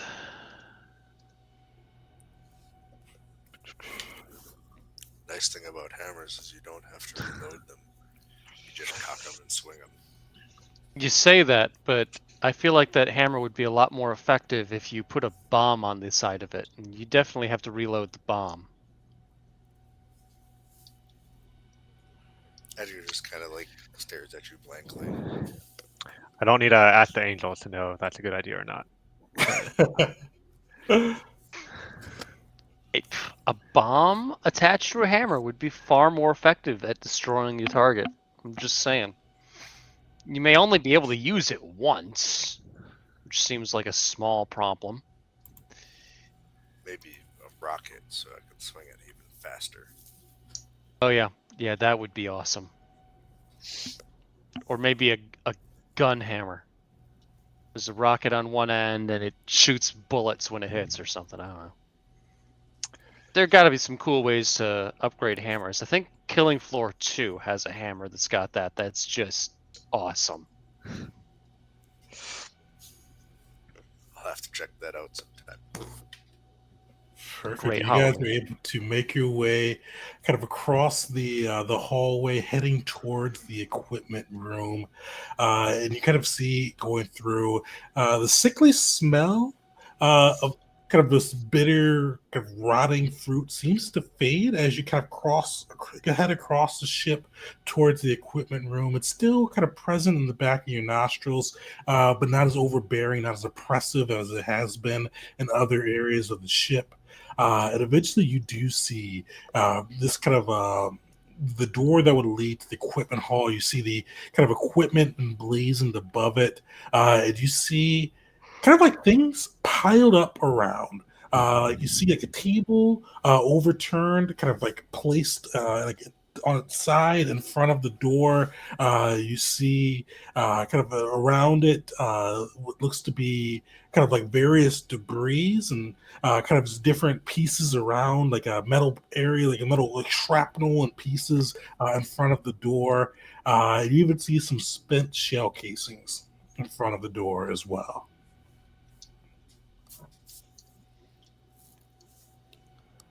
Looks like somebody had a defensive point here.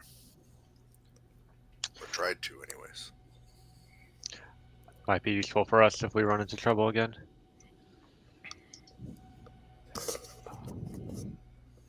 So is all the debris blocking the door, or is it like next to the door to where we can still go through? The table is blocking the door. You see a lot of the debris kind of surrounded around. Almost. Give me a notice check. Alrighty.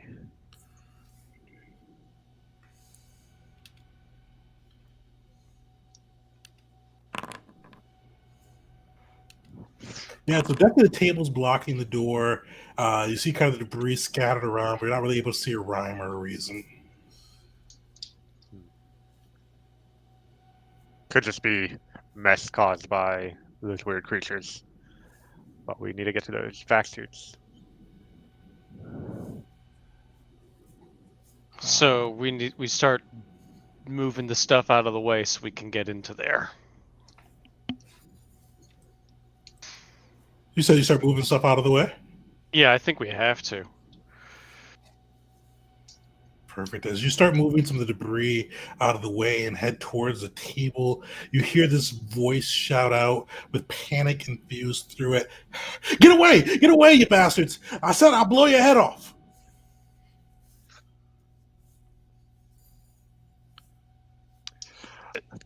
Is that wait? Are any of us? Do any of us have decent charisma? I've got +2. What do you do outside of asking, do any of you have decent charisma? I've known these people for a while now, and so I look at my comrade with decent charisma, the guy with a +2, and I kind of gesture, be like, maybe talk to this guy. He probably thinks that we're like those monsters. Could you maybe What? We are monsters. Hey, Okay. hey! Enough of the Who's in the lead existential right now? shit. Dude in the closet. My name is Edgar, and we're just trying to get to the vac suit so we can get to the bridge and see what's going on. You wanna? We're gonna have you make a talk check in a second, but which one of you is in the lead right now? Me. All right, make me a reflex save. Reflex.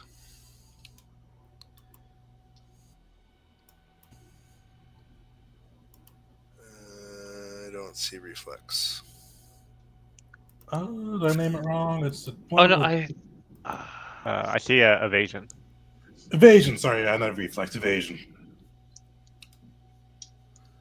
This doesn't sound good.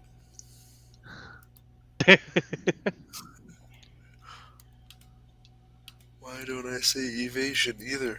It should be like in the middle top part of your sheet. yeah. Oh, there it is.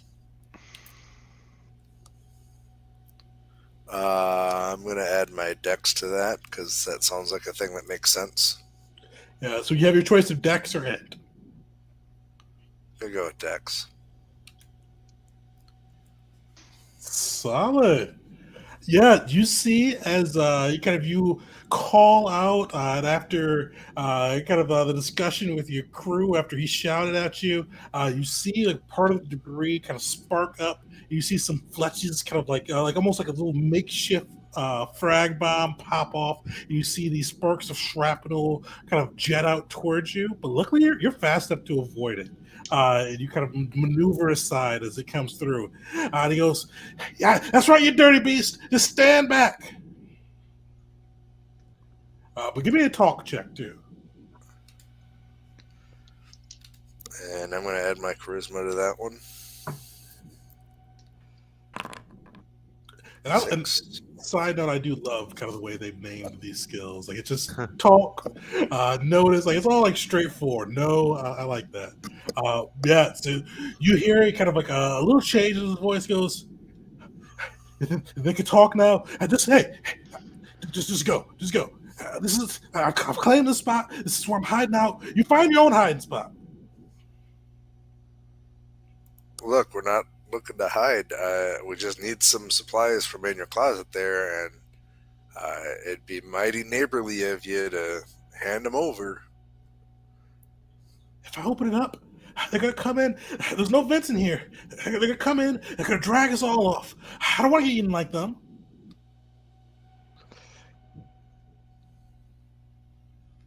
So, all right, you don't want to give us the supplies we need. So how about you give us some information then? Obviously, I'm talking to you. You're talking to me. Let's keep this conversation going, okay? What what what's going on? How come this is happening? Give me another talk check, actually. Yeah, give me a talk check.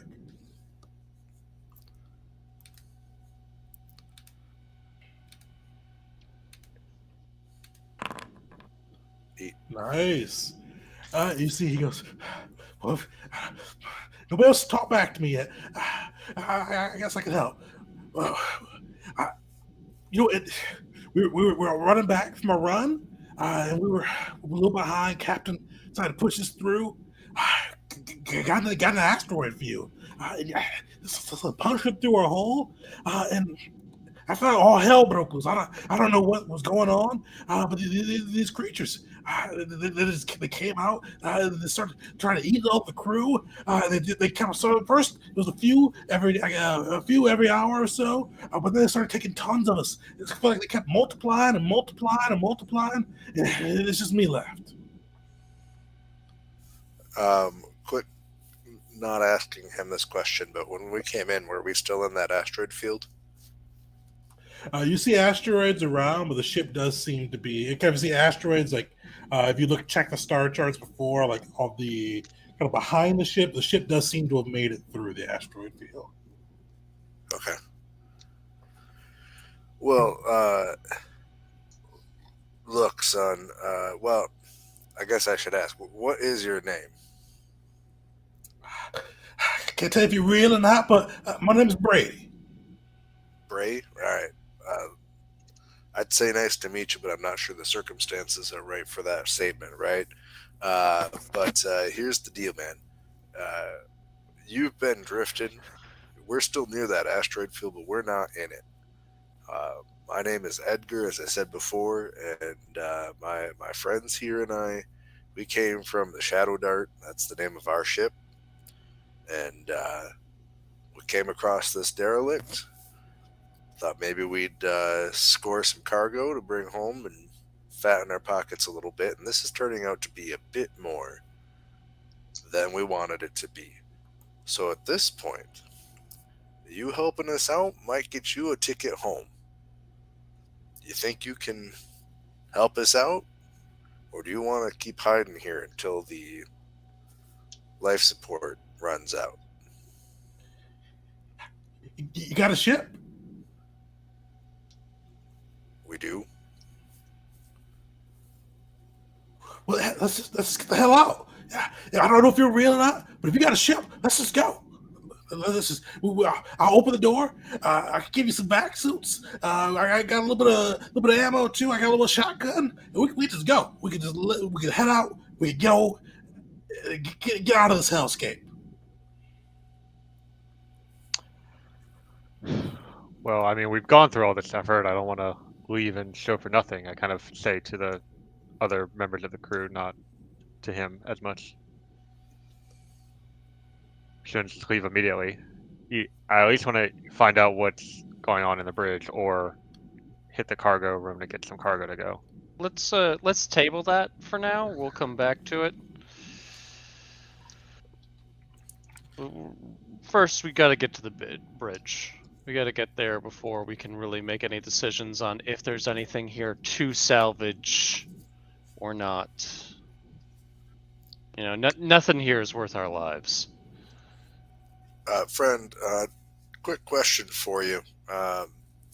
While we're deciding how we're going to proceed here, this is how we make our living, and there is a certain level of risk involved in that. So we're just trying to determine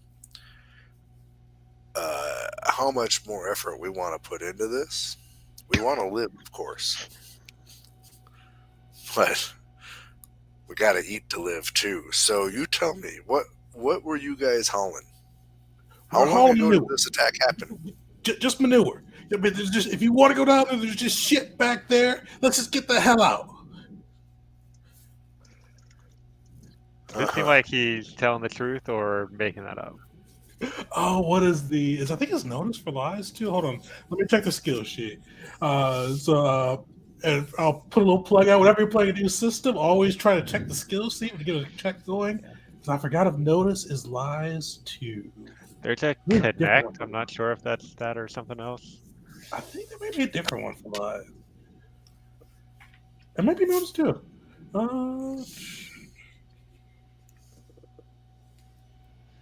I think it is notice too. Yeah, so give me a notice check. Alrighty. 5. He seems frightened, but just overwhelming fear. You really can't tell if he's shooting straight with you or just trying to BS you.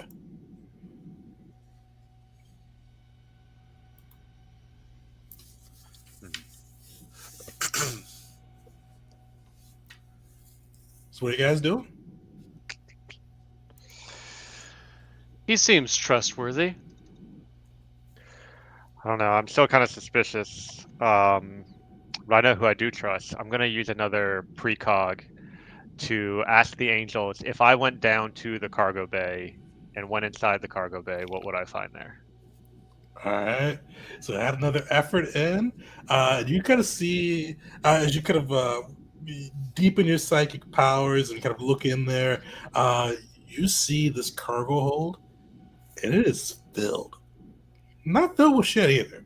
It is filled with gems. You see crates of credits that they've extorted from the local colonies they got it from. You see these rare precious gems. You see bricks of gold. You see even just kind of other minerals and things and resources that could fetch a hefty price on the market, kind of all stacked up in the hold.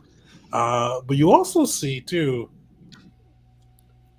I don't know if they would call them nests. It looks like all the bodies and gore and things you didn't see, you see kind of scattered around that hole. You see bones protruding from areas. You see some of the blood and gore. You see almost like a weird like gathering of clothes and blankets and things like that, where it almost looks like they've made themselves like a little nest scattered through this hole, and their feeding grounds. You see riches unimaginable. If you're able to get even a quarter, an eighth, a tenth of this out, you could all buy your own ships and never have to work again. I'll say the only shit in this ship is what's coming out of his mouth. The angels have shown me what's in the cargo hold, and if we could even get just a little bit of that, it'd make all of this worth it. Trust me. So he's lying, guys. He's lying. There's nothing. I told you, there's shit there. Which does this go? Let's go. He's talking about angels. He's a little cooked in the head. Let's just go home. All right, Fred, here's what I'm going to tell you. We're going to go about and do the things that we need to do. And once we've done what we need to do, we'll come back and get you. I don't believe in leaving people out here to die. I didn't serve in the military for as long as I did just to let people die. Lord knows I took enough lives. So you just stay put. And when we're ready, we'll come get you. Well, he's got the vac suits. We need those. Only if we need to go to the bridge, but we don't need to go to the bridge anymore, do we? We know what happened, according to him. We know what's in there, according to your angels. So, what else do we need on the bridge? That's true. Ratchet, you seem most eager to go there. I want to know. I want to get it. I want to get to the bridge first. See what's going on. See what decisions we can make. I'm not opposed to trying to try and make money out of this, but I don't want to die doing it. Yeah, it certainly did seem to be the That's where these creatures' nests are. A lot of danger in that area. But we only got to take all of it. Just got to take a little bit. I still think we should just jettison the cargo and take what we can from the ship on the outside. Especially if the cargo is radioactive. Is that something we could do from the bridge, maybe? Or will we have to go down to the cargo bay? To jettison the cargo, yeah, you would have to. Unfortunately, that would require going to the cargo bay. You could definitely vent the atmosphere from the bridge if the bridge is functional, but you would be able to kind of hurl the stuff into space without unlocking the airlocks. Well, yeah, if we vent the atmosphere in the cargo bay, that should hopefully. But I don't know. Who knows with these creatures? They were living on an asteroid, seems like. Yeah, I'm not sure. Best bet would probably be to put it back to sleep.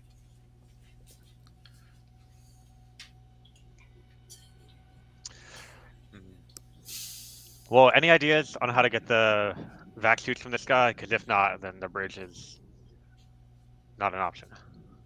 He's gonna give us the suits because he wants to come with us to the bridge so that we can figure out what's going on this ship. I don't give a dang thing about finding out what happened to this ship. I just want to. Hey, you give me the codes to your ship, I'll go wait patiently. You can get in here. No. I'll go ahead on your ship, and I'll just fold my hands up and wait for y'all. Nope. You're gonna I don't come with believe us that for a rat second. because the bridge is where we can get information not only on what's going on with the ship, but it'll also give us information on the safest way to get back to our ship. If you all want a vac suit, I'll throw you some outside. But like your buddy said over there, I like that guy, the military guy. You guys can come pick me up on your way out. Deal. Throw out the vac suits. As many as you got. -1 for yourself. Got mine on right now. I'm not taking no chances with this. But yeah, you see, he kind of like, rather than like the usual automated doors that whoosh up, it's still like an automated, but you see him kind of like lifting it up with one hand and just like pushing through the suits with another. And eventually he does push out 3 vac suits for the group. He goes, now you're a man of your word, right? Usually. When he lifts open the door, even just a crack, I'm gonna try to peek under to see if I can get any sign of what things look like on the other side. If he's got like a whole bunch of supplies or anything we don't know about. Yeah, definitely. Give me a notice check.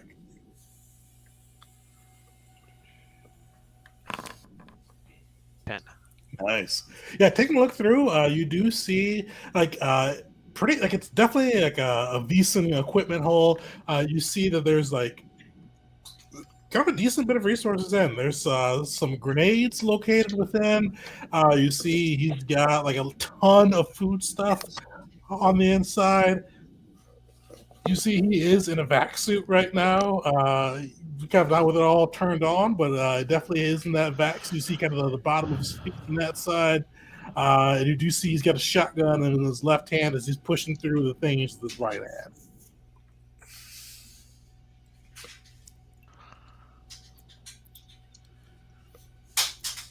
All right, Ree. Thanks for the vac suits. We'll come back for you. Now, if you start smelling something funny, which you probably won't be able to inside your vac suit, but you start smelling something that smells like rotten fruit, you get real quiet and hope they don't notice you. Okay, well, I'll do that. And I'm holding you to your word. But I'm just telling you, there's just shit back there. Just come. We can go. Your ship, maybe it's still there. And we can just go home. But yeah, if you need to go see the bridge and see its food bar up there, you go take a look. But just when you see that, just come back. You don't need to go in the cargo hold. We can just go home. But yeah, you go check now, and I'll wait for you.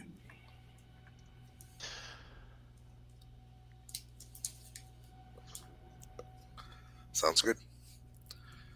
So I assume we put on our vac suits and head to the bridge. Perfect. You guys are able to gear up with your vac suits, head to the bridge, and after I don't know who is putting in that override, but you are able to input the override into the control panel near the door that was kind of separating you guys from the vac area and the bridge. And you do see it open up. And you see, as you kind of see it open up, you feel the whoosh of air kind of going towards you as the atmosphere is vented. You do see kind of swirling around various debris that look like pieces from the hole. And you also see kind of across this expanse of open space within the strip with kind of this large, like, I don't know how big, like a boulder sized hole within the ship's hold, and kind of this various swarming debris. And you kind of see it just kind of maneuvering around, bouncing, and kind of moving with a quick pace. You do see the door, and you know this one does lead directly to the bridge across this kind of almost treacherous run of kind of scattered debris that's moving through. And you guys know that the wrong hit or the wrong move could have a hit on your vac suit and could bend you to the space. How do you guys play it? Are you really sure we need the bridge?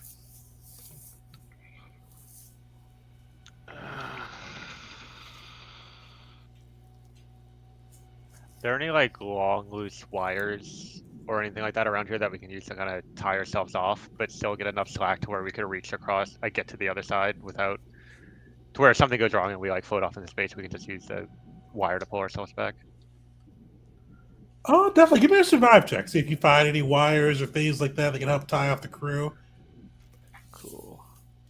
We'll say DC 8 on that. All right, and I'll roll a wisdom, just kind of thinking on my feet. Oof. Fortunately, you see some wires and things, but nothing that could really support like a full-grown adult's way. I'm going to do the same. Nice.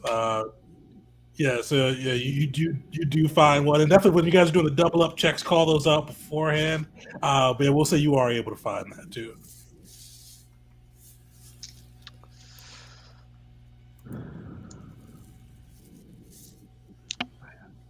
All Nice, so we right, can well, use that. we're rigged up with a wire. Here goes nothing. So you guys kind of diving into the maelstrom. So, are these suits equipped with like little air packs or magnet boots or anything like that to help us navigate through? Unfortunately, not. These are just true vac suits protecting you from the void of space. They don't have. Forgot what those are gravity boots or something they call in the Stars Without Number system, or the repulsor packs.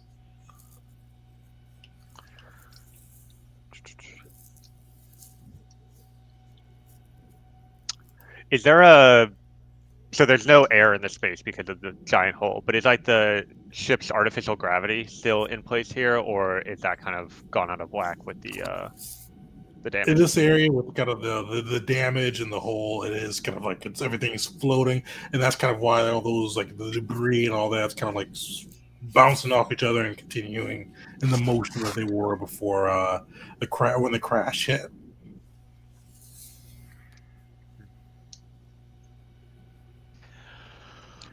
Cool and good. Well, Edgar, with the 0G here, maybe you can take a few swings with your hammer and try to knock some of the debris into other debris and clear a path for us. You know, if you get a solid hit on something and hit it in a good trajectory, it'll probably go pretty far. Yeah, if it's big enough. Of course, if we got anything big enough, we could probably just carry it like a shield too. At least cover part of us. So, Now, Raph, do you have anything big enough? I mean, I've still got my droid, but I like my droid. I don't want it to get hurt. well, I'm not saying you can't use it. I just want you to feel guilty about it. Or we could go back for that table. No, every minute we spend here is another chance to die. I'll sacrifice my droid, but if I sacrifice my droid, we're going into that. Ratchet, I'll do you a favor. I'm going to use my sense the need power.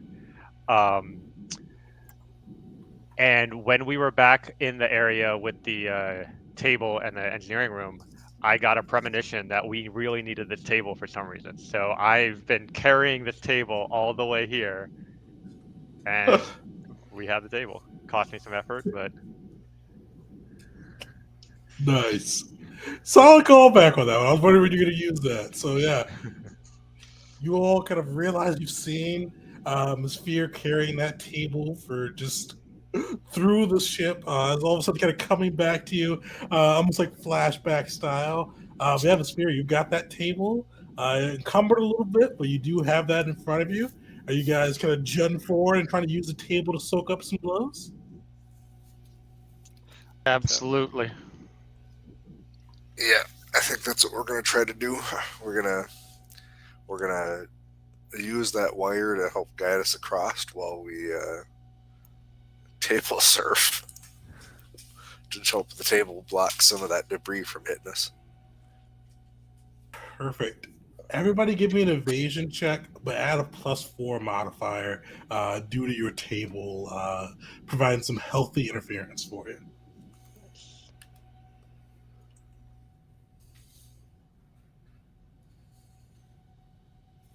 Oof, I failed. Did you put the Well, +4 in there? you were carrying the table. You couldn't really maneuver well because you were holding on to it. Oof, all right. Edgar, were you after it was Messphere or Edgar holding the table? We'll say it doesn't affect any of the modifiers.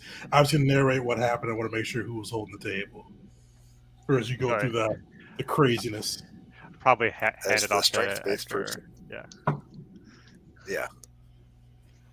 Yeah, so Messphere and Ratchet, you guys are able to take cover behind the table as this maelstrom of kind of just parts, wreckage, and all that storms around. Edgar, as you're pushing forward to that table, you do feel some of these things kind of puncture and kind of hit through your suit and kind of cut into you. But fortunately, only 2 damage, because what's your HP? It's not 4, right? HP is 12. 12? 12. What'd you roll? I just went with the preloaded thing that said that I have. Oh, yeah, because you're a soldier too, right? Yeah. Or warrior, I should say. Yeah. I forgot you had an HP bonus. Perfect. Yeah, so luckily that's nowhere near half of your HP. So, yeah, you do get some cuts and things like that. But luckily with the vac suits, as long as it's not half your HP in a roll, it does self-seal. So those things puncture through and hurt you.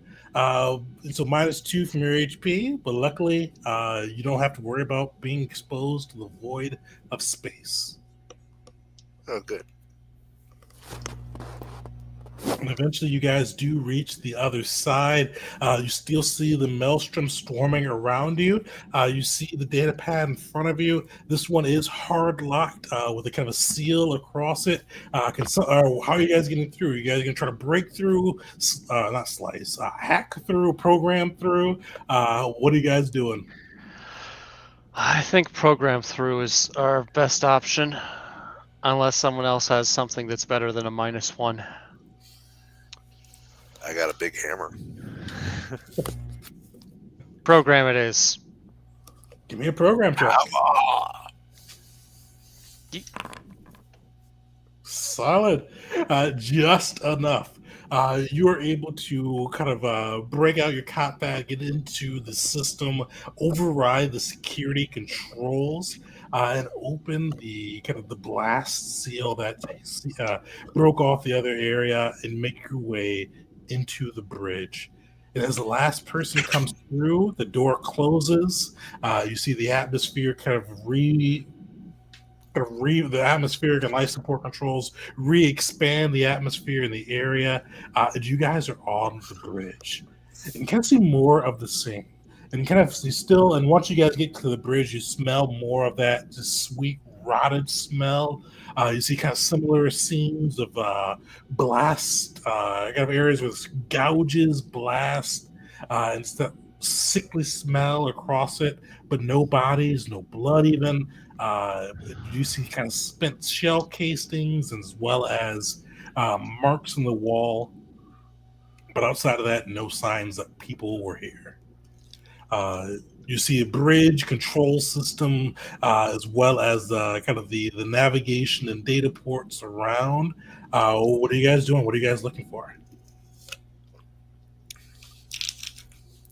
With the life support returning on the bridge itself, is the system still operational to show us any life signs?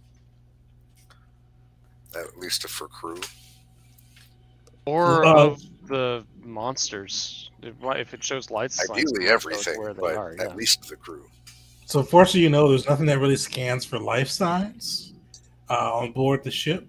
But if there's something else you could look for, let me know.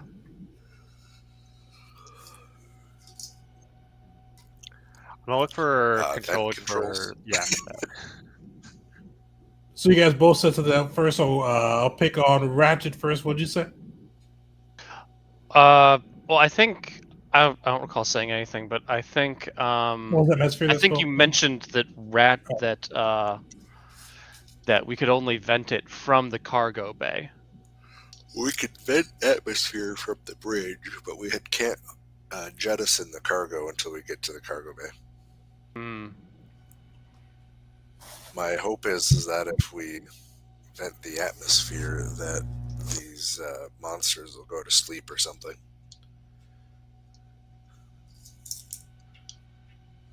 Or die. Maybe they may need life support to live as well. Well, not if they came from the asteroid.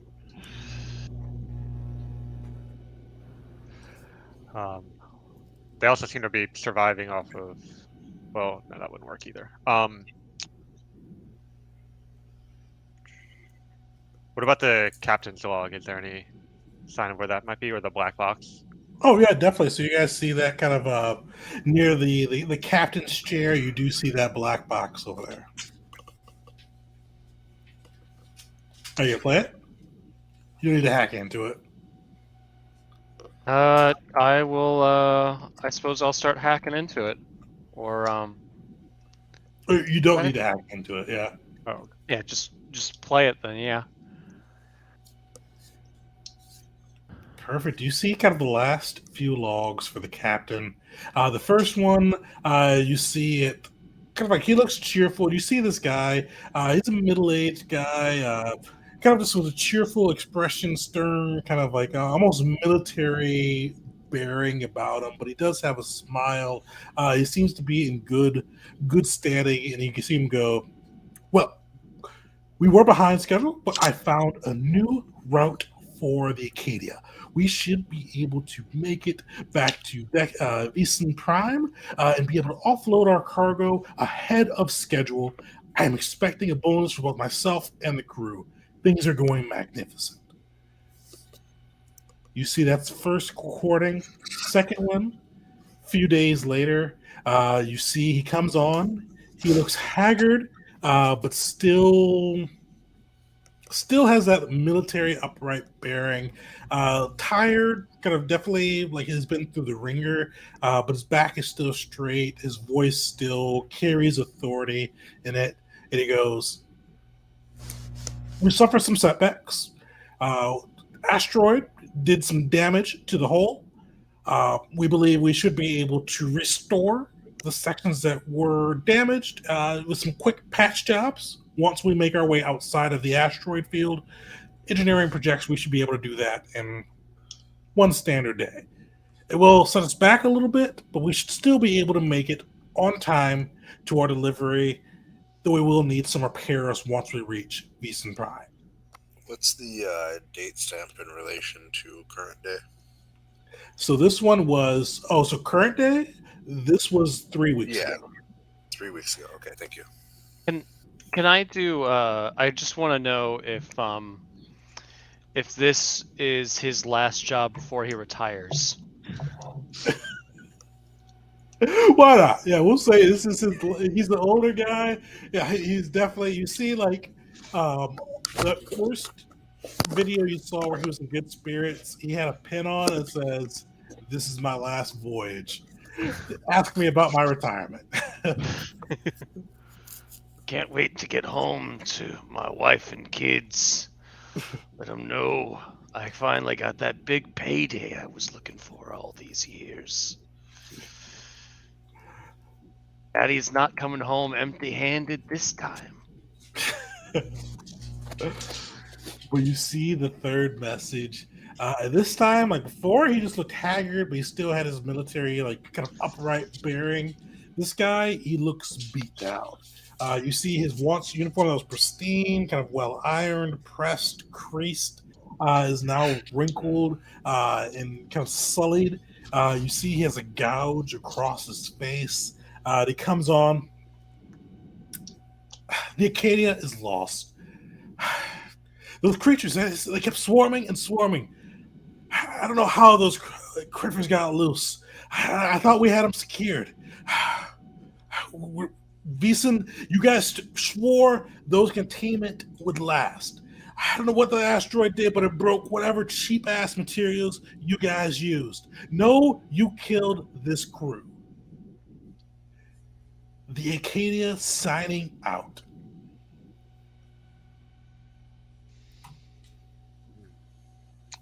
So the creatures didn't come You know on what the that sounds like? asteroid. They were on the ship all along in containment until the asteroid broke them out. That means that they are the cargo and that someone's still waiting for them to be delivered. We need to take them alive now. No, you know what that means? We should probably just nuke this whole ship and just walk away before these things spread to other ships. Who knows? Our boat is probably already infected with them. We did lock that before we got out, right? Well, so you guys definitely locked the ship. For as good as a lock will do. I imagine our ship is not we can it's easier to clear out an infestation there than a place as big as this one. Yeah, you guys' ship is like a tenth of the size. The cargo holds living quarters, a bathroom, and cockpit. Yeah. Well, but if these creatures do require an atmosphere, then we have vac suits on. The one other guy we met has a vac suit on. I say we vent the atmosphere across the whole ship and solve that problem. Hopefully. So you guys been in the atmosphere? Abso-frickin-lutely. All right, sweet. Yeah, no check needed for that. You guys are able to go through. Gotta find the. Go ahead. Before we pull the lever to vent everything, is there a comm system or anything like that that is working in the ship? There is a comm system. You also know that venting won't be like it's not gonna like just immediately vent. There is gonna be that robot voice that comes on in the ship going atmosphere venting in 5, 4, 3, 2, vent. All right, so I would recommend. Unless you want to slice through that and turn that off. Or keep saying slice. I play too much Star Wars. Unless you want to hack through that and turn that off. The humanitarian that's left in me says that we should probably announce to the crew, whomever that may be left alive, that we're going to do this, so that way they can brace themselves and or get in a vac suit. But these things do seem to have some level of intelligence, so do we cut our losses? Our human losses? I think we let the warning system do what it's gonna do. I'm not confident in my ability to disable it. Okay. Where's that button? Sweet. You guys depress the button. You hear the machine voice over the comms going, atmosphere venting. You hear the countdown. You see kind of across the ship's the ship's systems. You see the atmosphere where some areas were green and red. Eventually, you see it all go to red. Now the next question is, fellas, do we want to turn the atmosphere back on after a few minutes? In case we puncture our vac suits?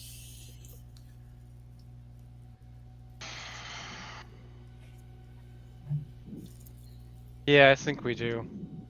I mean, give it a few minutes for sure, just to make sure these creatures don't survive. But it's probably better safe than sorry having the atmosphere on while we're wandering around this place. I mean, I feel like we should leave it on, leave the system off for at least 10 minutes, and we can do a dive of any information we can while we're on the bridge waiting. Yeah, how about we give it 20 minutes, because that's how long it's going to take you to fix up your droid. Yeah. And by the time you finish up with that, we'll turn on the, let's just call it 30 minutes. You're working inside a vac suit now, so dexterity is going to be a little bit lower. So we're going to give it 30 minutes. Well, I'll take my gloves off so that I can work unhindered by a vac suit. That's not how this works. Yeah. That's not how this works at all. God damn, son. I know you're from military too. Did they not teach you anything? They taught me which end of the gun to aim. Well, clearly they showed me where the that part trigger all right. is. You did okay with that earlier. I did. Not got no goddamn common sense though. All right.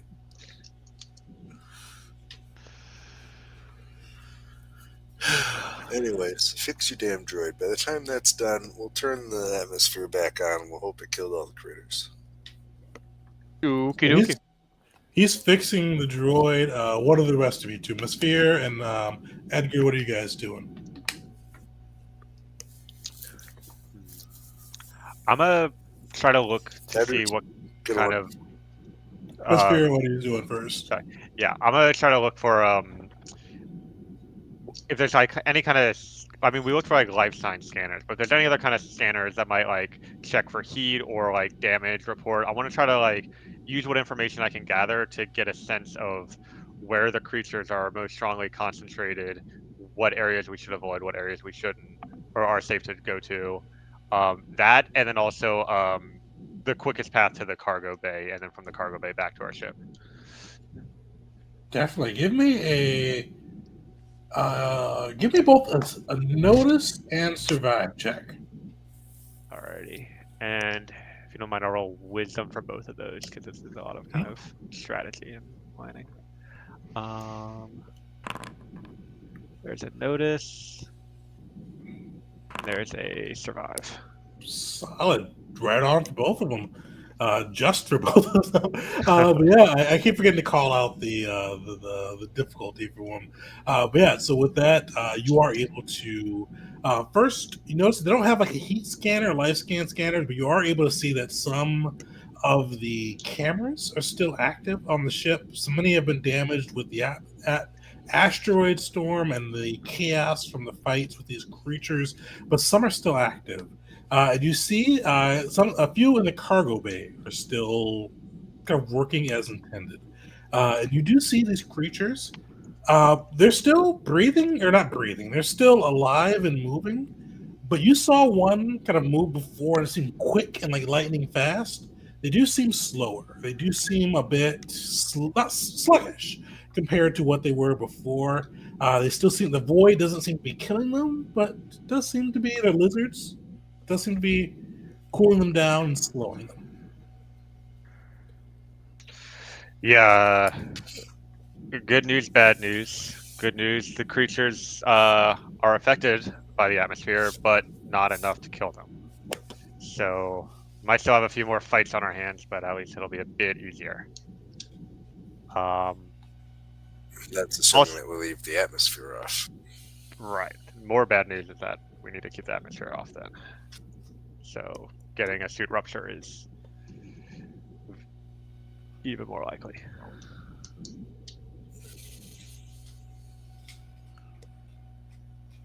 And am I able to figure out kind of the quickest path down to the cargo bay and then from there to our ship? Once we You decide. are kind of able to map out kind of the most efficient route from the bridge, kind of back through that vacuum area to the cargo area to the ship. Kind of have that map out, and you'd definitely be able to kind of distribute that to the group with that survive check. And I wanted to look for a cargo manifest to see if we could determine what cartons would be the most valuable for us to grab. Definitely. Give me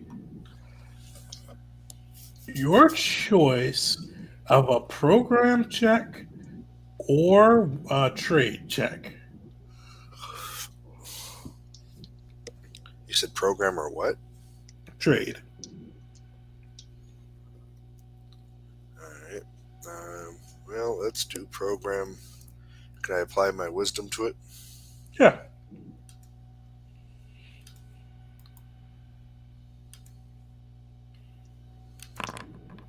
Seven. Nice. Yeah, you're able to kind of break into the system. You do see their manifest. And you see kind of a lot of what Ms. Fear described earlier, kind of a lot of the gold, diamonds, crates of credit. You see kind of those listed out. But you also do see just two pods with Creature X included in.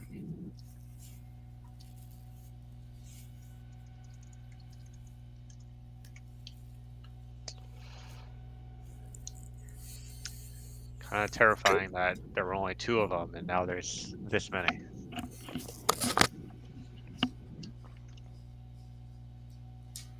Clearly, these things reproduce quickly. We've been 3 weeks since they broke out of containment.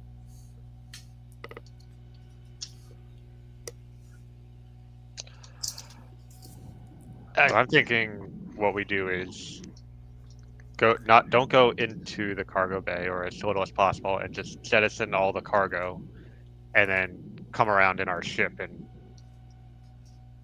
kind of grab what we can. I don't know, does our ship have like a tractor beam or anything like that that might be useful? Yeah, it definitely does have, like, I will say, I'm not sure. Well, I'll say that a tractor beam. It is able to kind of go through and grab pieces. But you guys do know you'd have to go in, like, as you said, a little bit into their den to be able to jettison that bay. And we'll say too with Edgar, you are able to, once you kind of map that manifest, you'd be pretty confident once you're in your ship to see which boxes would be the best ones to grab. Yeah, I imagine they're listed with like A 1 through whatever, B 1 through whatever. So I figured that the manifest would probably relate to some sort of cataloging system like that. So we would be able to just be like, yes, we're looking for Q17. 100%. This is Evison. Evison is definitely the standard of corporate bureaucracy. There is labels upon labels.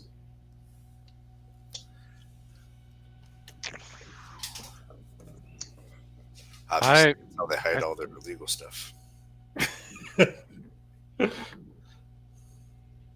So, what's the crew thinking? Are you guys going to risk heading into the cargo bay and trying to jettison the group and picking off with the ship and gathering some of the equipment?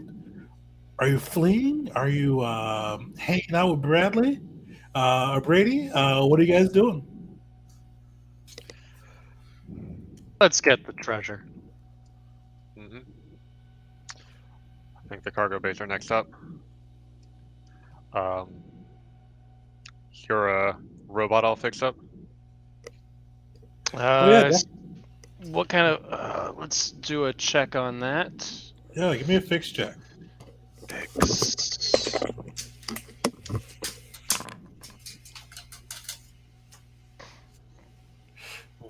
Yeah, so you get him like back, like is you got him to stop saying error, unknown life forms detected.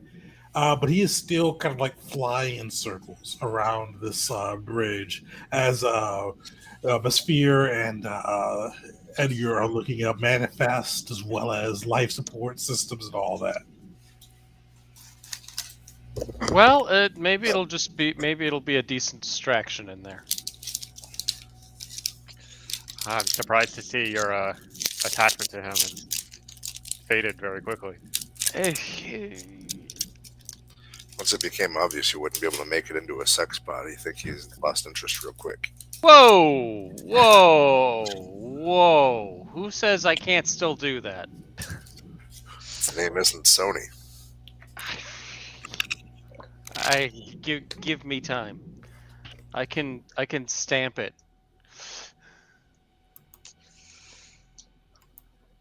But I was more concerned. I mean, I like it, but if we're gonna try and make this much money, we need every advantage we can get. It's gonna be incredibly dangerous in there. And I can probably buy a better sex bot. I mean, buy a better robot with whatever we leave here with.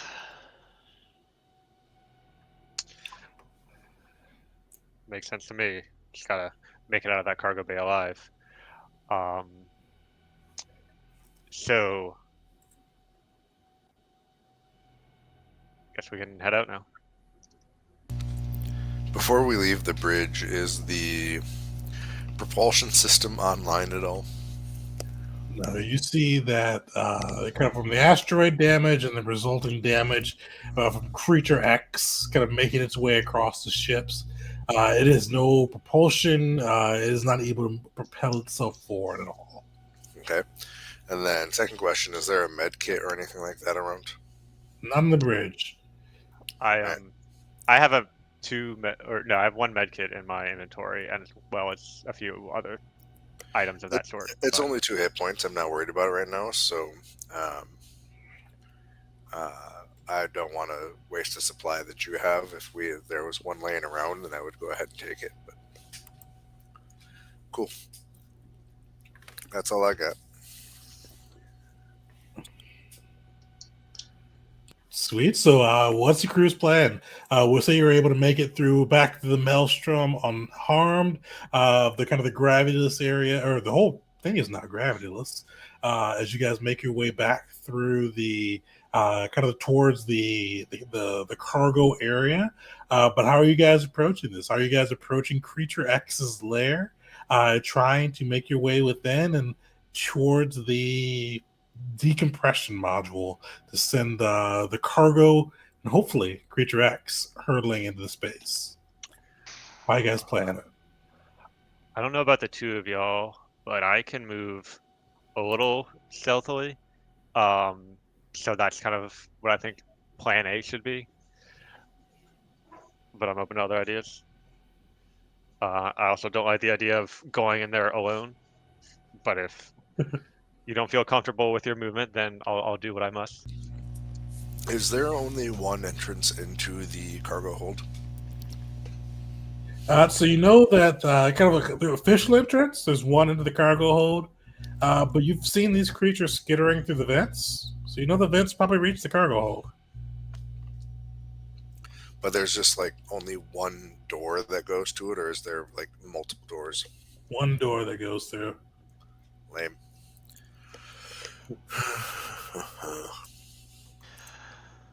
So I would say that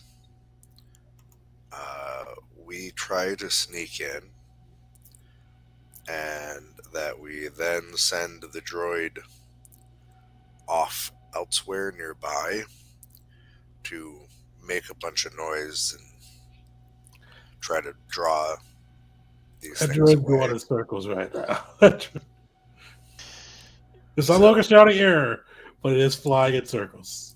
So you guys don't let that prohibit you from coming with a plan. But you probably realize it's not going to be a good, sophisticated plan for that droid that doesn't involve it flying in circles. I mean, all we needed to do is make noise and distract them somewhere that's not where we are. Though at the same time, we do want them to be inside the cargo bay, so when we jettison the cargo, they go with it. I think realistically, we need to realize, or realistically, at least tactically for me, as long as our scout, I guess, or our stealthy character who can actually maintenance or use the console is within 100 feet of me, I can provide cover fire. Realistically, or no, sorry, not 100 feet, 100 meters. So that's all the distance I need to be on it. But I don't know how much help Edwin could be, unless he's prepared to charge right in as things get bad. I mean, I that's don't- all I've ever done. Yeah. It's a matter of how far is the console we're going to need? How close is it to the den in comparison to where we need to go? Is it like, a few meters in, or is it like 100 meters in?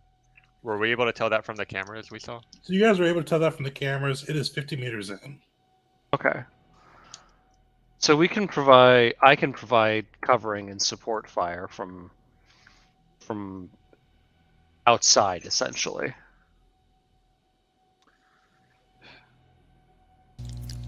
I don't think that the robot's going to be useful at all. All right. So you're going to stay in the corridor outside the room to provide cover fire while I'm sorry, I can't remember your character name. Medsphere.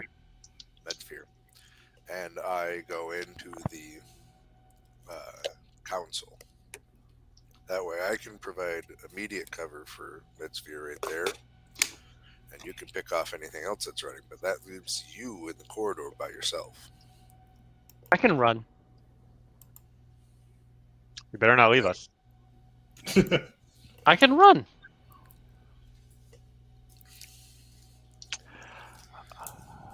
The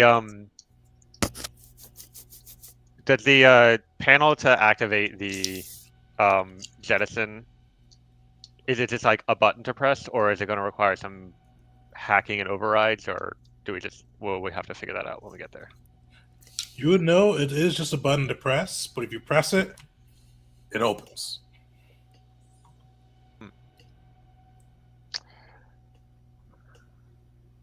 This is a really bad design. Who designs it so you have to be in the room that you jettison it from? Is there like a handle to like at least hang on to something when that happens? What type of corporation wants you to jettison its cargo? Veasan cares more about profits than people. It's a rare point of view, to be sure. There isn't regulations imposed on these corporations that They require are this a for safe space galactic travel? mega corporation. What do you think? All right. I think that there are regulations, but they flout them because they can afford to pay the fines. Got it in one. Got it. What are our chances of reprogramming one of these robots to press the button for us? Oh, Or will I that mean, even be allowed by that? I think, like, it seems to be in better condition before my last hacking, so I think it's non-existent that we're going to get something useful out of it. yeah. Unfortunately, you guys would have to spend Ratchet did fix it up. It's kind of out of its memory banks are no longer corroded as much as they were, but it is stuck in that circle loop. So for that one, it would take some decent time. If you guys wanted to spend another hour on the bridge, you may be able to get it fixed up then, ready to go. But yeah, it would take some time there. The other ones you would need like days to repair after they were bashed in with a hammer, or had their mega mainframe shot out.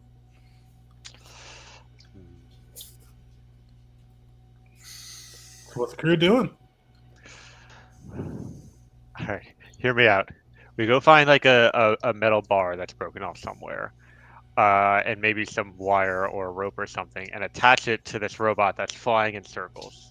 We bring him into the cargo bay and try to position him in a way to where he's going to hit the button with the bar, and then we book it out of there before he gets there. That's To quote Nick Fury, I've heard your plan, and as a stupid one, I've chosen to ignore it. look. Well, the angels have been quiet, so I'm fresh out of anything else. Let's just go in, hit the button, and do our best to live. Hey, Sweet. if So you guys are heading towards. Keep it simple, stupid. All right, let's go in. Perfect. Well, you guys, everybody, as you guys move through the bridge and move through the interior of the ship, you still smell that rotting kind of fruit smell, but you don't hear the skittering anymore. It does seem a little quieter as you guys move through and make your way back to the mess hall towards where the cargo hold of the ship is. As you guys reach the mess hall, give me a stealth check, and I'll be right back, and we'll wrap up this little piece. Okie dokie. I think that means we're gonna die. Oh, yes. That's a sneak, not a stealth, a sneak. And I'm adding my dex to it. Me too. And I've got a 4. And I'm hanging out outside, so I don't have to roll a sneak check. No, we're in the mess hall. We haven't even gotten there yet. Oh, god dang it. Okay, come on, sneak. I believe in you. It's I'm a going to use my dexterity. It's a sneak. Clearly, I'm the distraction. Well, we wouldn't have it any other way. I mean, big man with a hammer. What were you expecting? A Also- distraction. Also, that 18 AC is entirely natural armor for me. You're telling me it's not augmented, that's natural? That's natural. Baby was born with it? A baby was born with it. Sweet. So let me The Ironhide focus. How sneak sweat. Yeah, Edgar, not so great. So what's marching order here? I should have asked that beforehand. Same as Edgar in before. front. I'll take the middle. Edgar, I'll let you fill in the blank, but you did something that triggered some noise. And as you trigger that noise, it sounds slower. Sounds like a little bit off than it did before, but you hear that same gouging and skittering that you did before. Edgar, what did you do? What caused that noise as you were coming closer? Explain yourself. So, Edgar is moving along, and he has his hammer out as usual. And he is keeping an eye, and as he's looking up at the ceiling for the vents and looking down at the floor, he's kind of rotating around a table in the mess hall that has a discarded tray kind of precariously perched on it, and he manages to lose track of it and bump into it before it falls and clatters to the ground. And of course, these are metal lunch trays with metal silverware, and it just makes a huge racket. You hear that commotion going. You hear the creature skittering. You kind of see him or hear him coming from the radiation once again, as well as you know that they've got their nest in within the cargo hold. You guys are near the mess hall. You're near that cargo hold. What are you guys doing?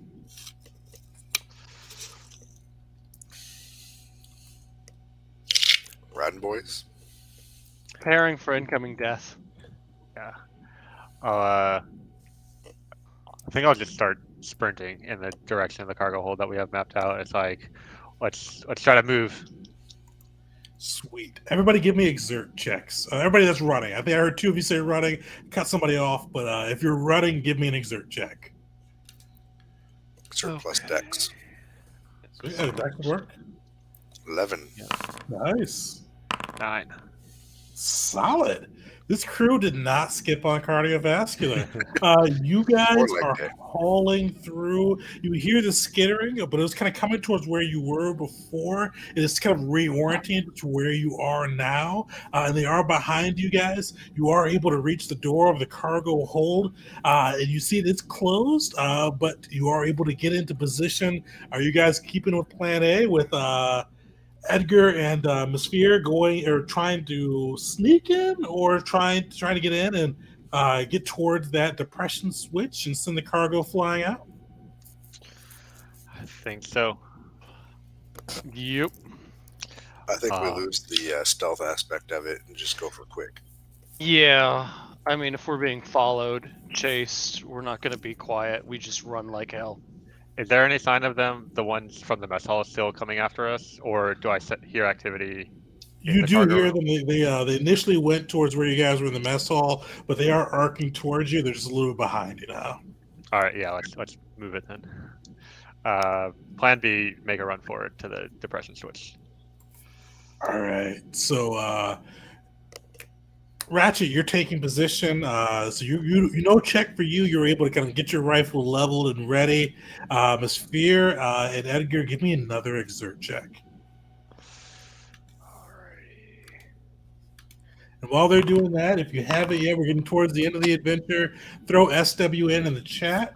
We've got 5. 5 people in so far, so throw it in.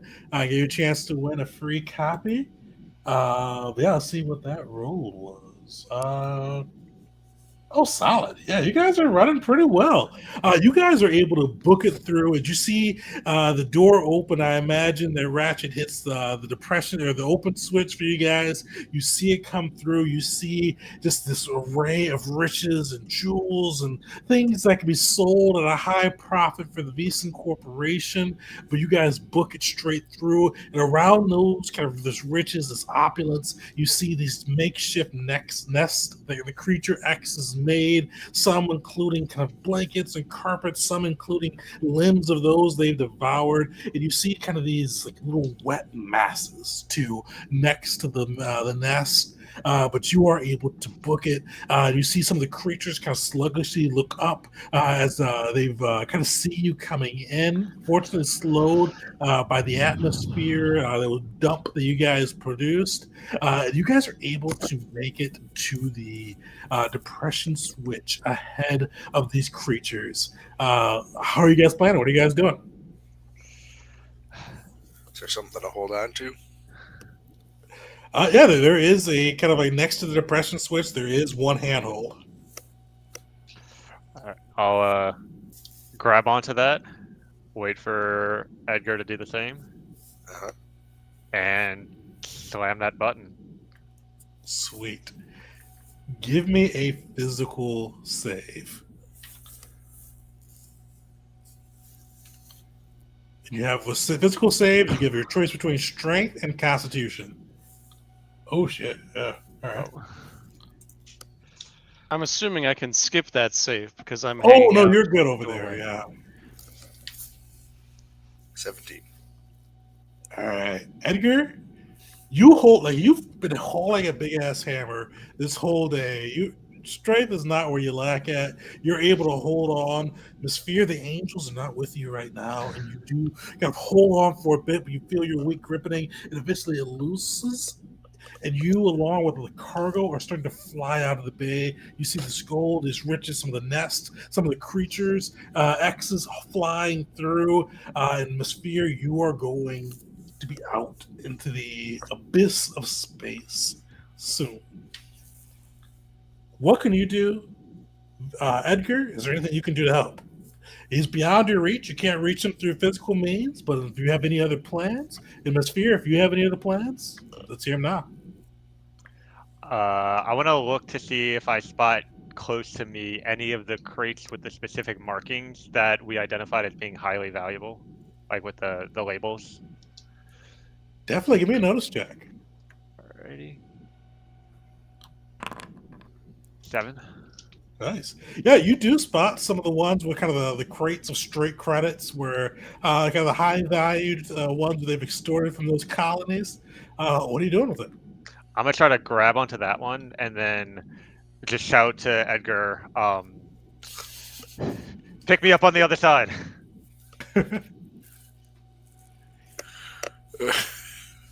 Okay. No. So I will say, you guys do see those creatures are out in the space as well, kind of floating around Pormosphere.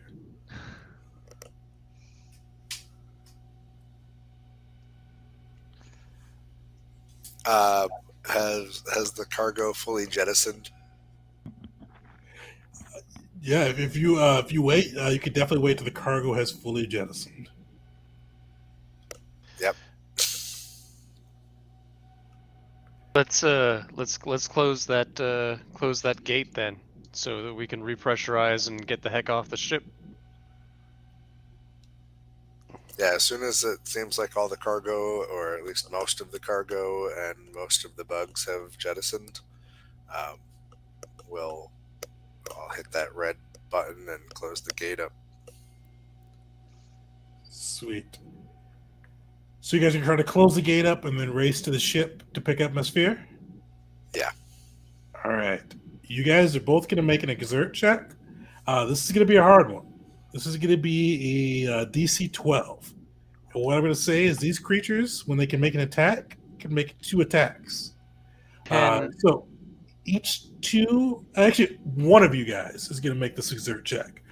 Each 2 that you fail by, though, they'll be able to make an attack.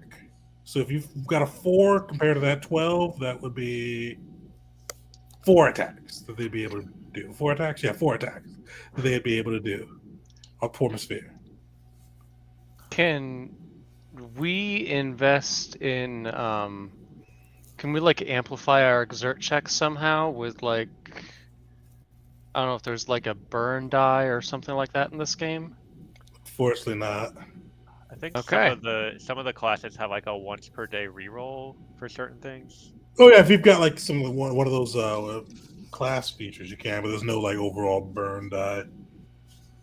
Okay. It was exhaustion.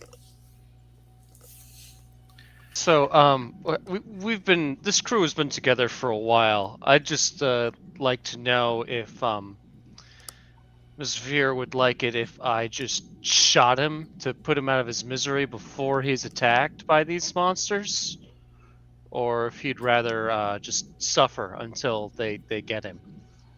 Probably what you would have known from traveling with Miss Fear is he has sort of absolute faith in these so-called angels and is willing to kind of go through whatever it takes when there's a some chance of survival. So don't shoot him. Okay. Yeah. Okay. I have the power to not shoot him. I can do that. Exert check it is. So one of you guys gets to designate who makes the exert check. I got a +0. What about you? I'm +0 on exert, and then I'm adding dex of +2. You got a +2 with Dex? I've only got a +1. I figured I'd be dexier than you. Okay, yeah, I think you should do that then. Okie dokie. Here goes nothing. Let's see how this goes. 7. 7. Feel good about that.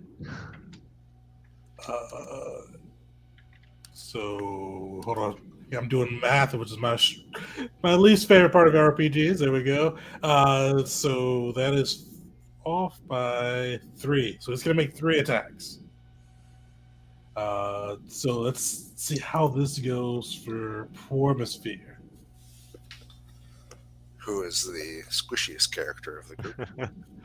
I will say there's as many attacks happening right now as I have hit points. So No. You have 3 hit points. Oh shit! Yeah, Feel so good about this. Feel so good. We'll catch him on the other side with all those credits.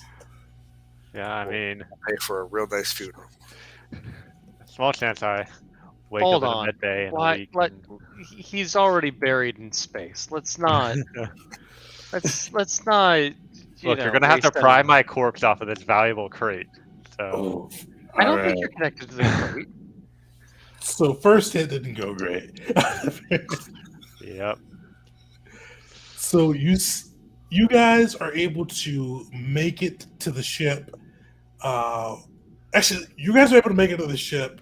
So Edgar, you rolled an exert. Ratchet, roll me a d20, just straight d20. Okay. And I'll clarify too. This is not relating to Miss Fear. This is just something completely different.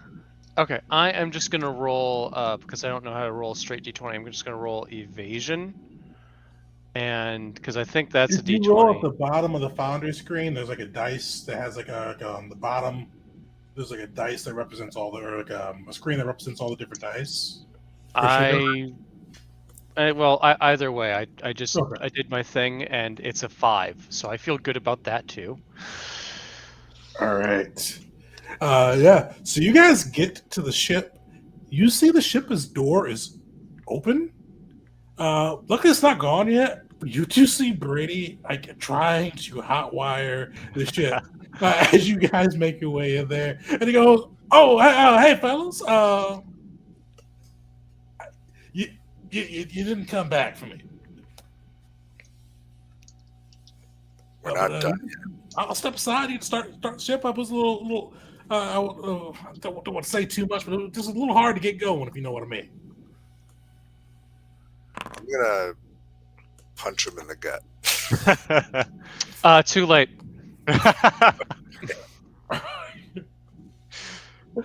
You guys shooting? Well, so Ratchet, yeah, 18. Oh, 18 will hit with 8 damage. Yeah, I'll take him down. I shoot him in the head. I don't play that shit. Why are you shooting firearms inside of a space vessel? Which is I'm not fortunate shooting that firearms. I'm shooting a bullet into his head. It's not going to affect the space vessel at all. Except it's gonna. luckily with your aim, it won't this time. I Because that ass- goes I- right into his head. You see poor Brady, this traumatized guy, fall Poor. to the ground. You Poor. guys are able to jump into the ship, and I assume get your boarding pieces ready. But as you guys are doing that, you see kind of on the sensors, poor Atmosphere, one of the creatures kind of holds to him. You see its like lizard-like tail wrap around and strike out, and it does poke into Atmosphere. You see it poking through his suit, and you do see him slump unconscious, bleeding out. You see the self-repairing suit has not we were able to repair that wound. He is bleeding, dying, and with the vacuum of space, dying quickly. What do you guys do?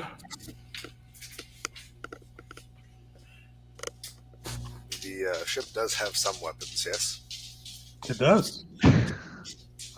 While Ratchet is piloting, I will take the guns and I will try to shoot that thing that's on Atmosphere, Creature X on Atmosphere, without hitting Atmosphere. All right. Ratchet, give me a piloting check. Edgar, give me a shooting check as you guys kind of hot start the ship and make your way to grab Atmosphere and that valuable cargo. 12. Solid. This Ratchet, you may not have been able to. Your piloting's not the best here, but luckily, Edgar is a hot shot right now. He is just like shooting off these aliens around poor Atmosphere as you get closer towards your fallen comrade. Atmosphere, give me another physical check. There we go. Nice. You're struggling right now. You're bleeding out. You're in the vacuum of space. But I don't know if the angels are speaking to you or just your will to survive is keeping you going. But you're able to keep yourself breathing. Your psychic powers are fueling you, and the vacuum of space isn't robbing you of life. The loss of blood isn't taking you down. You're able to keep yourself up as the what was it, the Angel's Arrow? The Angel's, what was it? The name of the ship? Yeah. Angel's Arrow wraps around. It is able to scoop you up with guns blazing, pilots kind of jets firing as they wrap around and grab you, as well as the cargo that you are holding. You do see more of those aliens swarming towards you guys, trying to get through the hole. Are you guys gonna try to stay for more? So are they able to like maneuver through the vacuum of space somehow, or are you saying they're coming out of like the ship? They are maneuvering, surprisingly. Okay. We have the box of credits and we have Miss Fear. I'm good. Close up. Let's go. I mean, I'm basically out I of would it, li- but I think I there's would like more to- loot to grab if you want to risk it. I mean, let's get Miss Fear on the ship, and then we can consider getting some more stuff. But while we're getting him on the ship, I would like to kick the corpse of the betraying jackass off. Poor Brady. You guys said you're going to come back for him, but we're going to leave him on board. But he's just trying to. You know how many other locations we could have docked the ship to get to him that would have been better? We had other options. I'm not. We hadn't left yet. All right. We didn't get back to him yet. You know how good a hidey hole he had? He was fine. He was set. No. Mesfear's body not Mesfear's. Brady's body float out as Mesfear's body is pulled into it, clutching the crate that he marked. You guys are able to close up the Angel's Arrow. What are you guys doing?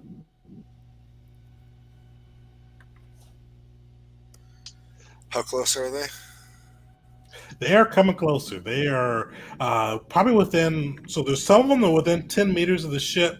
Some of them are about 20 meters out. And you look around and kind of your scanners pick up the debris floating through, and you see about 50 of these guys closing in. I say we get out of here. Close up and go. Yeah. Well, you guys are able to hit those engines. You see the flare up behind you. You are able to burn space away from the Acadia crew. So far intact. Does anybody have heal proficiency? Unconscious person? The one that's dying. I don't think I actually have like a skill for it, but I'm pretty sure that the psychic power I acquired actually has it. Is it a psychic sucker? I'm sure that's exactly how it. Oh, you're posted it. Let me see. So I think I can use that. Say otherwise, the military yeah. training would have given me some level of first aid. Yeah, so you commit some effort. You haven't used the other psychic powers today, but yeah, you are able to stabilize Miss Fear. Eventually, I think it after an hour or 10 minutes, 10 minutes it was, you will wake up with 1 HP as the Angel's Arrow is flying away from the Acadia, the doomed spaceship of the Veasan Corporation. You guys didn't get enough to retire off of, but you got a hell of a payday as you crack open that crate, as you see it stacked with credits upon credits. Definitely enough to upgrade the Angel, probably have a few drinks or two, and set you up for that next job in perfect timing. And that is where we'll wrap up our session with Stars Without Number. So before we get into it, definitely, if you haven't yet, throw in SWN to the chat. Let me throw the contest in and get a chance to win a free The paid version of the Stars Without Number the PDF system, courtesy of Kevin Crawford. But definitely for anybody in the chat too, and go find that link now. We will throw in the free version they've got too, so everybody can run this system, which has like 80 to 90% of the rules within it. So if you haven't yet, throw it in and get your chance to win.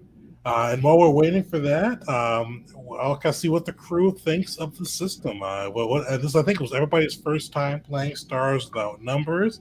You guys did surprisingly well, especially with that combat. I was worried, especially when you guys stayed to fight both times, that somebody was going to die there for that first combat that we did, but you guys made it out. This is usually a pretty lethal OSR style system in the vein of like Karen and Mort Borg. But yeah, I think everybody made it out. So I'll see what you guys think and throw SW in if you haven't yet for any of the viewers.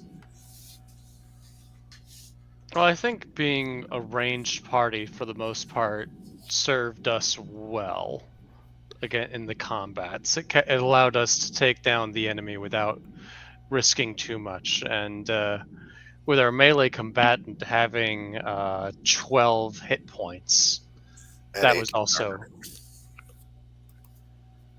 that worked out really well.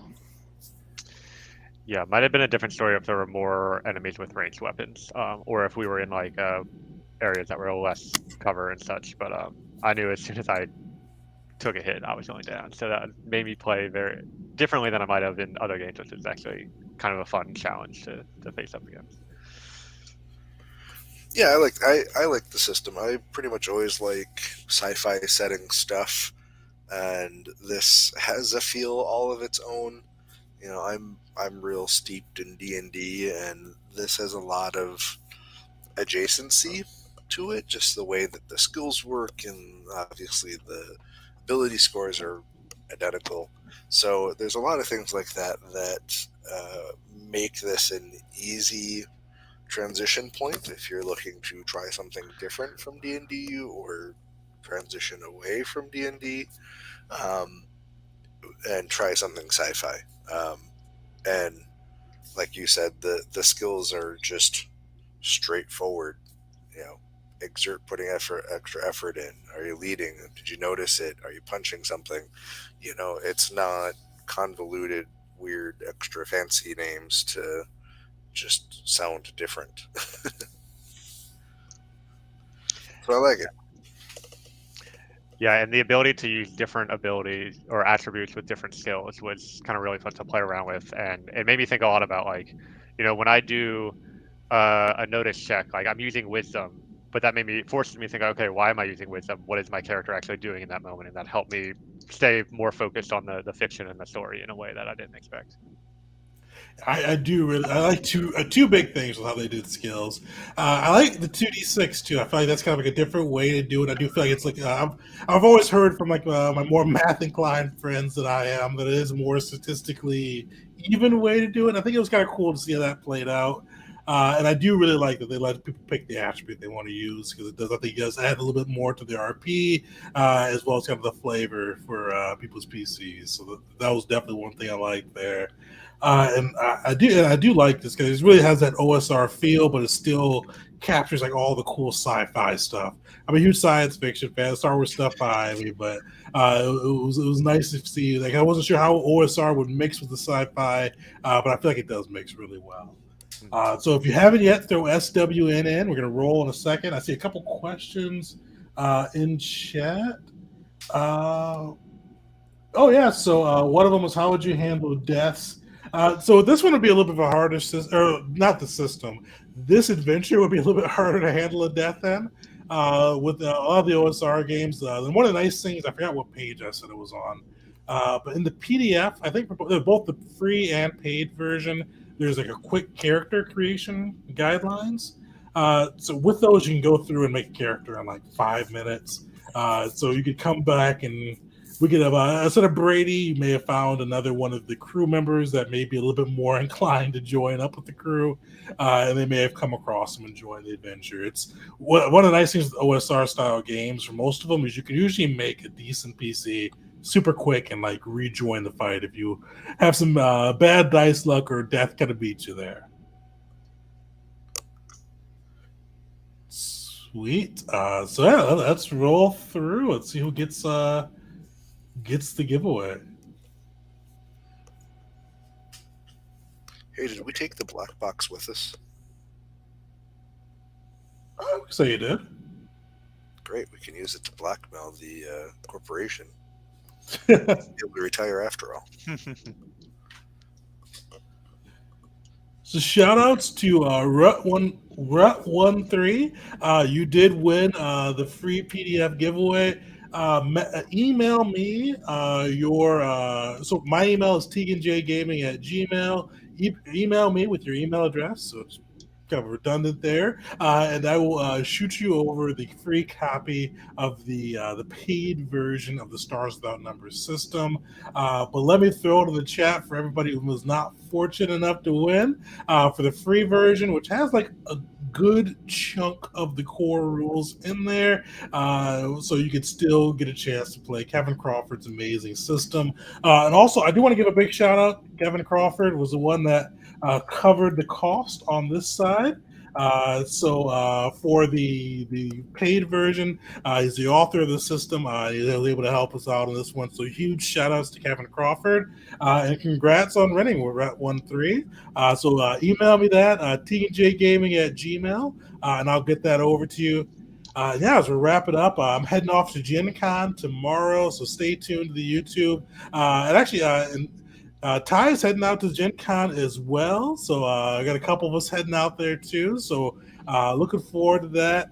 And then definitely stay tuned for August as we get into Marvel's multiverse role-playing game by Matt Forbeck. I'm looking forward to this one. And shout outs to, we got another Meet the Maker. Matt Forbeck is going to be joining me late August to go through the system. And I'm hopefully, he's going to be at Gen Con, and I'm playing in one of the games. I'm hoping I get to meet him there too in person before. But shout outs to everybody. Rut, don't forget to email me when you get a second. And we'll make sure we get that over to you. But shout outs to everybody. And until next time, folks.